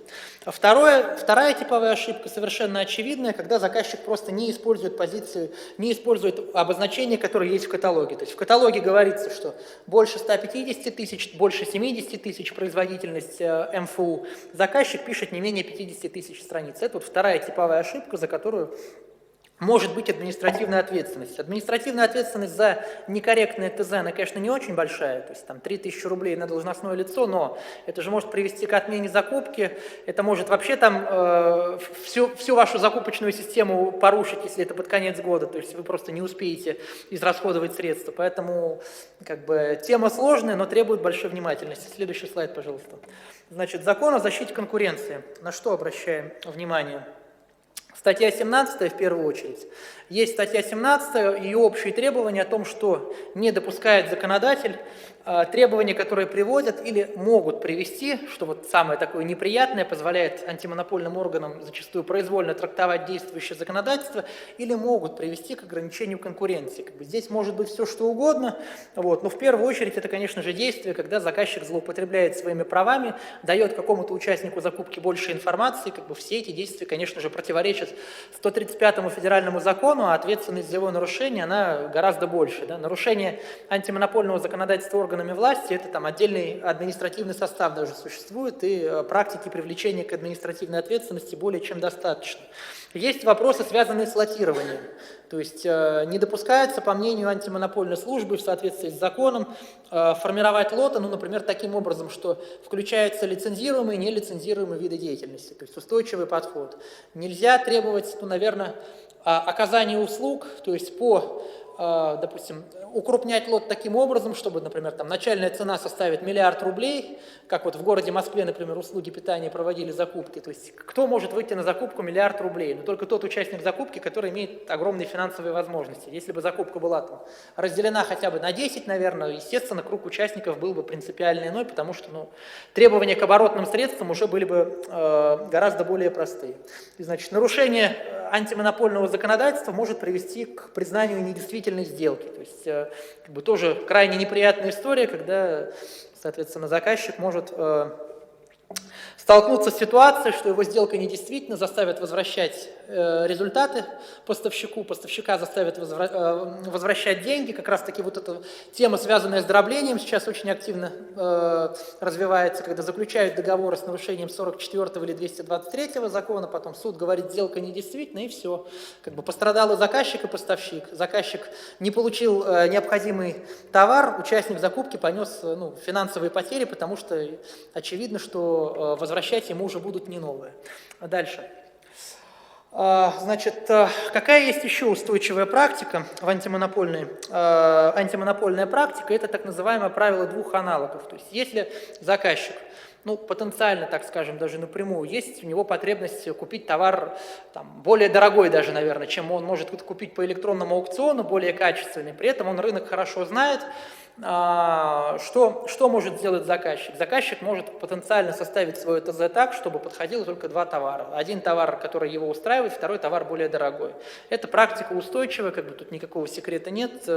Антимонопольная служба говорит, есть два и более товара, которые соответствуют требованиям технического задания, соответственно, здесь ограничения конкуренции обоснованного нет, потому что может быть поставлен товар разных производителей. Иногда бывает даже, есть аналоги одного и того же производителя, но при этом разные модели. То есть в этом случае некоторые, конечно, далеко не все антимонопольные органы говорят, что конкуренция здесь тоже есть. Вот этот пример как раз-таки очень похож на это. То есть здесь заказчик покупал автобусы, и по мнению участника закупки требования к автобусам соответствуют автобус конкретного производителя, поскольку заказчик установил требования к колесной базе определенные. То есть большая часть товаров, по мнению участника закупки, здесь не соответствует. То есть участник закупки ссылался, что только конкретный автобус может быть поставлен заказчику. Заказчик сказал, да, действительно, там колесная база описана, количество производителей таких колесных баз очень ограничено. Скорее всего, это вот эта колесная база. Но если посмотреть на эту ситуацию в целом, то на этой колесной базе производится не только этот автобус, который говорит участник закупки. Есть и другие участники, есть другие производители, которые используют ту же самую колесную базу, делают другие автобусы. То есть даже вот в ситуации, когда, казалось бы, уже участник закупки поймал заказчика на том, что он ограничил конкуренцию, далеко не всегда это так, потому что, даже, наверное, если вы являетесь автолюбителями, возможно, знаете, что там крупнейшие автоконцерны в целях экономии средств начинают использовать одну и ту же платформу. Например, там Volkswagen Touareg и Porsche Cayenne делаются на одной и той же базе. То есть одна и та же колесная база, хотя разные марки автомобилей, разная стоимость. Следующий слайд, пожалуйста. Значит, критерии лотирования закупок, в принципе, я думаю, те, кто закупками занимаются, о них прекрасно знают. То есть, если мы говорим с вами о лицензировании, если мы с вами говорим о разных сроках, конечно же, зачастую необходимо в целях избежания нарушения закона о защите конкуренции данные закупки дробить. Здесь же еще раз напоминаю вам об актах импортозамещения. У нас была эта тема сегодня разобрана, то есть акты импортозамещения не тоже влияют на лотирование. То есть соль и сахар, повторяю, купить вместе нельзя. Некоторые фрукты тоже вместе купить нельзя, хотя, наверное, в Якутске их не выращивают. У вас, в принципе, рынок так устроен, что большая часть товаров являются привозными, то есть нет никакого ограничения конкуренции с точки зрения логики и здравого смысла, но есть ограничение конкуренции, есть нарушение требований актов импортозамещения. То есть на это нужно обращать внимание. Значит, по лекарственным препаратам, то, что мы говорили, нельзя международные непатентованные наименования различные сливать в один лот, за исключением, конечно, того случая, который мы сегодня с вами вспомнили, это 929-е постановление, когда мы до 1 миллиона рублей делаем вот такую сборную солянку по лекарственным препаратам. По строительству то же самое, проектирование, строительство, реконструкция, как бы классическая история. история, что нельзя покупать проектирование вместе со строительством, ну, за редким исключением, которое прямо указано в 44-м законе, просто потому что, ну, как определить стоимость строительства, если нет проектной документации, а строительство производится на основании проектной документации. То есть именно для этого случая в рамках там специальных требований предусматривается возможность как раз-таки со стороны заказчиков такую закупку провести при условии, что там будет специальный ценовой аудит проведен. То есть это все тоже не просто так делается. Следующий слайд, пожалуйста. Значит, конечно же, наша сегодняшняя тема, она очень большая, то есть охватить ее полностью даже в рамках, наверное, одного дня не получится, но в целом, чтобы еще было некоторое понимание того, на что следует обратить внимание, конечно же, есть специальные федеральные законы, которые могут устанавливать дополнительные требования к продукции. Это в первую очередь законодательство об энергосбережении. Ну, наверное, слышали вы, что нельзя покупать лампочки больше определенной мощности, лампы накаливания. То есть, если вы это сделаете, являясь представителем органа власти, это нарушение специального законодательства. За это есть даже в практике пример, когда заказчика привлекли к административной ответственности. Захотел купить лампу накаливания 100 Вт. То есть за это заказчик был оштрафован. Не по 44-му закону, а по законодательству об энергосбережении. Есть такой административный состав. Значит, требования к энергоэффективности отдельных товаров, они тоже корректировались со временем. То есть получается так, что заказчики должны, покупая, например, какую-то бытовую технику, устанавливать класс энергоэффективности. Например, класс А сейчас является основным, который требуется в соответствии с специальными приказами Минэкономразвития. Есть законодательство санитарное эпидемиологическое регулирование. То есть санпины, например, да, они тоже устанавливают требования к оказанию услуг некоторые, например, требования к тому, как должны храниться, перевозиться пищевые продукты. То есть это не является требованиями технических регламентов, это не является требованиями национальных стандартов, но это обязательно в силу специального законодательства. То есть вы вправе требовать исполнения данных актов от участника закупки. То есть даже, кстати, вот еще такая важная мысль. Если требования к продукции у нас установлены обязательно законом, ну, например, технический регламент есть на продукцию, при этом вы забыли написать в документации о закупке, что продукция должна соответствовать требованиям технического регламента. Вы при приемке все равно можете требовать, чтобы продукция ему соответствовала, потому что это требование является обязательным для всех производителей. Это то же самое и здесь. Участник закупки не имеет права нарушать санитарные нормы и правила, которые влияют на качество оказания услуг и безопасность. Да? Ну, почему вот в новостях появляется, что дети травятся постоянно? Потому что не соблюдаются санитарные нормы и правила поставщиками продукции, которые либо используют некачественные продукты питания. Есть закон об охране окружающей среды. В отдельных случаях есть законы по экологическим нормам. То есть тема на самом деле очень-очень обширная, то есть, чтобы в ней так разобраться, то есть каждый раз нужно исходить из предмета закупки. Следующий слайд, пожалуйста. По лекарственным препаратам. Сегодня, к сожалению, остановиться на этой теме так подробно не получится, потому что лимит времени просто этого не позволяет сделать. Но если вы покупаете лекарственные препараты, конечно же, необходимо знать практику применения постановления правительства 1380. По медицинским изделиям сейчас есть тоже достаточно много практики, но вот кому интересно, могу пару книг порекомендовать от авторства Григория Александрова.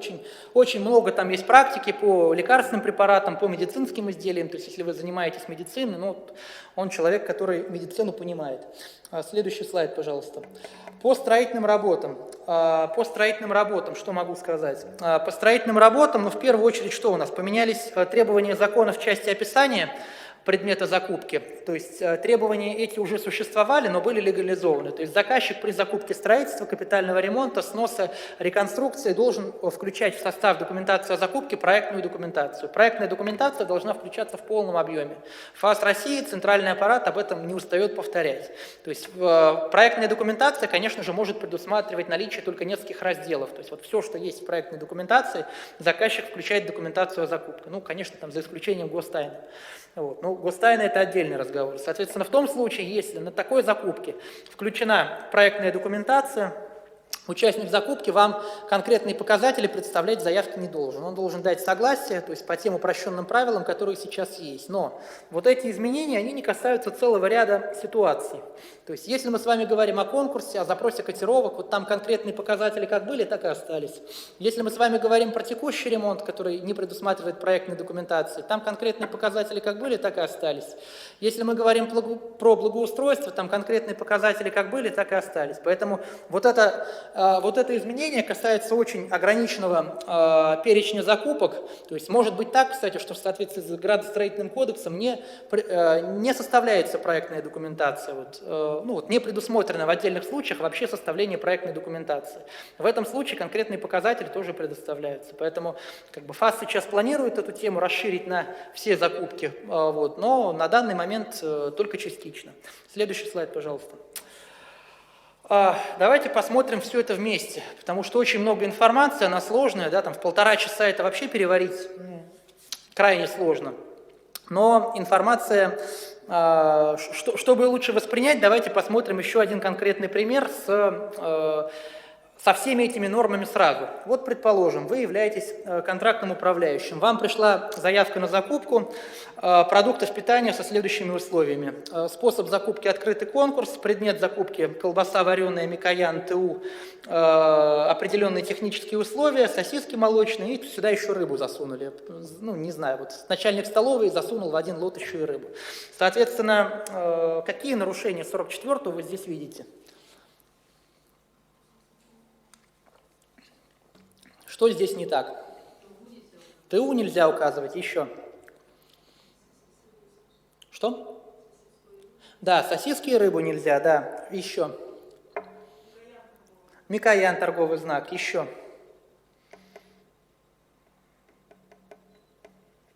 Способ закупки вас устраивает? Способ закупки тоже может быть иной.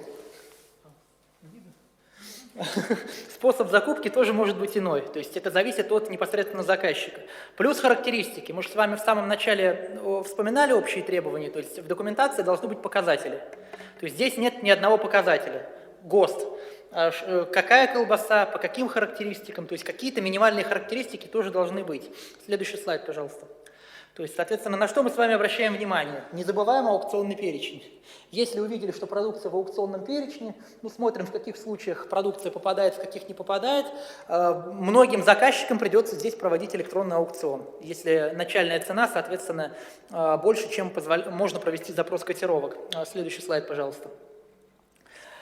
Вспоминаем опять же про акты импортозамещения. То есть колбасу и воблу нельзя объединять не только потому, что это разные рынки, но и потому, что есть у нас два акта импортозамещения. Это ограничение допуска, условия допуска. Мы с вами здесь видим, что только один вид продукции существует. Соответственно, если мы с вами проводим вдруг конкурс, это должны быть два лота. Аукцион этот будет два аукциона. То есть нельзя эту продукцию объединять вместе, даже в силу требований действующих актов импортозамещения.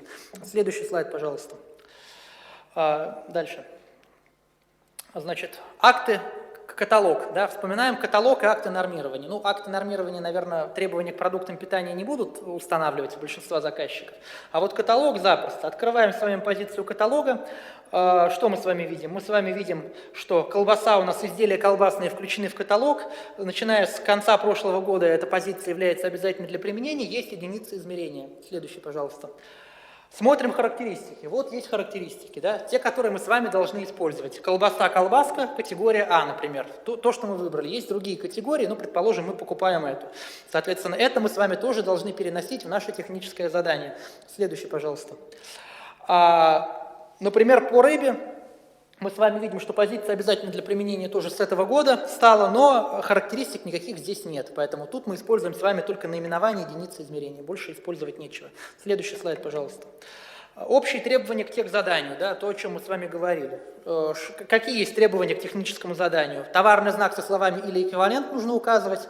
Как только указали товарный знак со словами «или эквивалент», необходимо указать и параметры эквивалентности. В законе этого не написано, но закон говорит о том, что мы должны определить показатели, требования, условные обозначения в соответствии с техническими регламентами и ГОСТами. То есть все это у нас должно быть одновременно в документации. То есть в документации должны быть показатели. Минимальные показатели, максимальные показатели, с тем, чтобы участники закупки, предлагая вам эквивалент, могли могли в пределах этих показателей предложить вам продукцию. Следующий слайд, пожалуйста. Смотрим ГОСТы. Да? Те ГОСТы, которые первоначально на слайде были, некоторые из них не актуальны, что-то из них было отменено, поэтому заходим с вами вновь на сайт Росстандартта, открываем технические регламенты, находим технические регламенты безопасности пищевой продукции, в соответствии с которой данная продукция производится. Значит, открываем с вами национальные стандарты, находим там изделия колбасные, вареные, то есть, опять же, подчеркиваю, что название ГОСТа может не соответствовать предмету закупки, который вы покупаете. То есть по этому ГОСТу могут производиться и колбасы, и сосиски, и большой перечень продукции. То есть это ГОСТ такой более общего порядка. Следующий слайд, пожалуйста. Вот что примерно может получиться. Я не являюсь специалистом по колбасным изделиям, поэтому не думайте, что здесь очень хорошо написано. Нет, я просто показываю наглядные отличия того, что было, и примерно того, что может получиться. То есть здесь мы что с вами видим? Наименование товара используем в соответствии с каталогом. Используем с вами характеристики каталога. Колбаса-колбаска, категория А. Используем единицы измерения в килограммах. Используем с вами то, что мы с вами писали, товарный знак со словами «или эквивалент». То есть мы написали слова или эквивалент. Дальше у нас есть некоторые характеристики. Вот, массовая доля белка, вес одного батона там, и так далее, и так далее, и так далее. Это вот параметры эквивалентности в данном случае. Мы с вами делаем ссылку на используемые технические регламенты, документы национальной системы стандартизации. Вот как вы думаете, этого достаточно? Нет. Следующий слайд, пожалуйста. Следующий слайд – это другой блок, но я вам поясню, чего здесь не хватает. Здесь не хватает обоснования использования дополнительных характеристик по каталогу.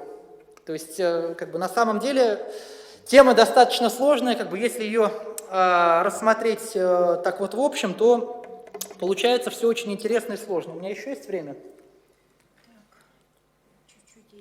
Да, ну давайте тогда коротко, если времени чуть-чуть еще есть. Значит, чем наша контрактная система еще очень отличается от того, что есть, от того, что нам говорит Федеральная антимонопольная служба, от того, что нам говорит Минфин, чем она отличается в худшую, к сожалению, сторону. Вот мы говорим о том, что нам необходимо электронные магазины развивать, мы говорим о том, что нам необходимо, соответственно, формировать каталоги эффективно, но почему-то, вот, занимаясь какими-то очень сложными вещами, забываем про то, что нет ключевых терминов и определений, с которыми каждый день оперируют заказчики. Вот что такое конкретные показатели? Вот. Никто до сих пор не может дать ответ на этот вопрос. То есть у антимонопольного органа по территориальным уровням свое понимание, у заказчика свое понимание. Есть понятие недостоверной информации. Что такое недостоверная информация? Что можно признать недостоверной информацией? Поэтому вот отсутствие вот этих ключевых определений, оно в том числе влияет на формирование такой противоречивой правоприменительной практики. Можно следующий слайд, пожалуйста. Вот на конкретном примере. Как это может выглядеть? На конкретном примере. Центральный аппарат Федеральной антимонопольной службы и некоторые территориальные органы, например, в городе Москве, они говорят о том, что конкретные показатели – это именно те показатели, которые указаны в извещении документации. То есть антимонопольная служба, центральный аппарат, они делают это понятие тождественными. То есть они говорят, что конкретные показатели – это только функциональные, технические и качественные характеристики, которые заказчик обязан указать в документации о закупке. Больше ничего. Но к чему это приводит? Да? Это приводит к тому, что заказчики, которые стремятся к определенным результатам, начинают заниматься такими странными вещами. Да? Вот, стремятся поймать участника закупки на том, что он невнимательно читает документацию. Вот здесь один из самых смешных примеров из Санкт-Петербурга, что заказчик попросил участника закупки указать длину забора, дальше участник закупки это указывает, заказчик вспоминает теорему Пифагора и говорит о том, что участник закупки представил недостоверную информацию. Следующий слайд, пожалуйста.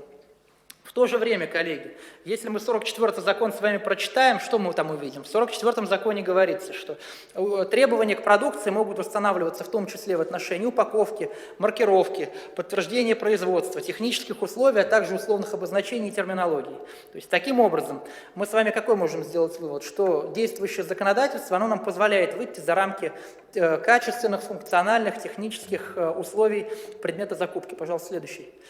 И на примере, на конкретном, что отдельные территориальные органы ФАС России понимают под конкретными показателями. Это в том числе нормативно-техническая документация, количество товара, то есть потенциально, следующий слайд, пожалуйста, то есть потенциально под конкретными показателями может пониматься очень большой спектр информации.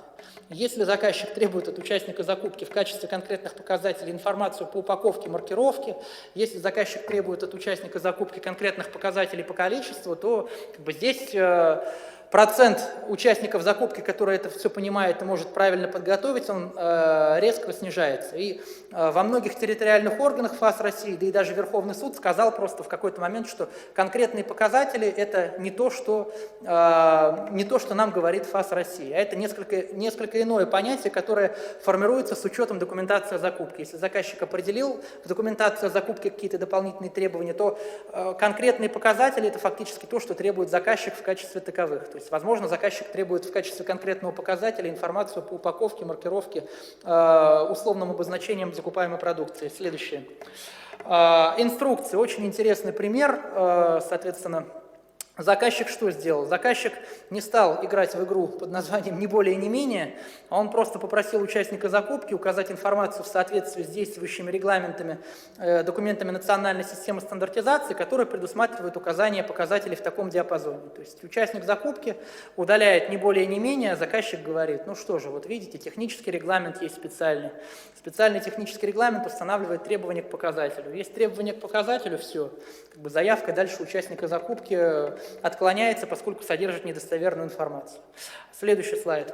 То, чем занимаются заказчики во многих регионах в плане закупочных развлечений, это пытаются поймать иногда участника закупки на непонимании различных технических регламентов, ГОСТов, особенно когда их очень много. Ну, например, заказчик говорит, что прошу представить мне выбор из набора характеристик конкретный показатель, и дальше что происходит? Дальше участник закупки это указывает, но, так сказать, вся фишка в том, что единожды выбранный показатель дальше должен биться со всем остальным. То есть, если заказчик говорит о том, что гайки должны подходить к болтам, но, исходя из предложения участника закупки, этого не следует, ну, соответственно, есть практика, в том числе и в Москве, когда заявки участников закупки отклоняются. Следующий слайд. Недостоверная информация. Тоже очень, очень интересная практика. А фактически я в свое время ее исследовал, то есть под недостоверной информацией может пониматься фактически что угодно. То есть под недостоверной информацией в рамках закона о контрактной системе может быть противоречие между сведениями заявки и Единого государственного реестра юридических лиц.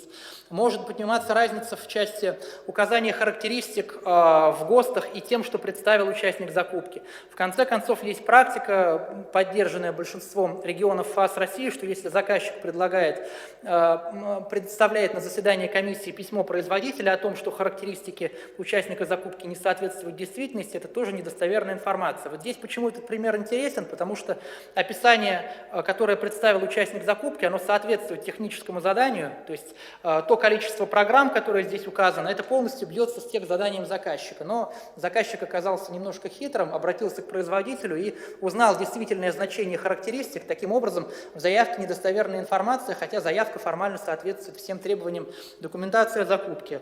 Значит, на этом, наверное, сегодняшнее выступление окончено. Значит, презентации можно получить будет у организаторов. Следующий слайд можно? Можно будет... Есть немножко материалов, кстати, да, по этой теме. То есть тема технического задания, она огромна, поэтому можете посмотреть дополнительные материалы. То есть все в открытом доступе опубликовано для того, чтобы можно было ее почитать.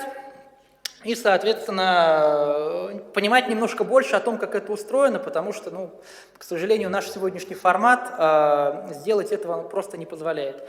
Следующий слайд, пожалуйста. Значит, есть у меня YouTube-канал, можете подписаться. Некоторые материалы я туда тоже выкладываю, презентации в том числе, поэтому желаю успешных закупок, чтобы сегодняшняя конференция, которая продолжится завтра, да, вам помогла эти закупки успешно проводить. Спасибо. Спасибо, Виталий Радикович. Очень содержательное выступление было. Вопросы есть? Можете устно, можете в письменном виде передать. Ну давайте на круглый стол переваривайте. Переваривайте, хорошо. Спасибо. И завтра опять же здесь, но завтра у нас немножко как бы короче, да, до 12, и с круглым столом сразу, со всеми спикерами ждем здесь, в большом зале. Спасибо, что пришли, поддержали. Все материалы конференции будут у нас на сайте. Можете потом, Закупка Якадом, наш официальный сайт.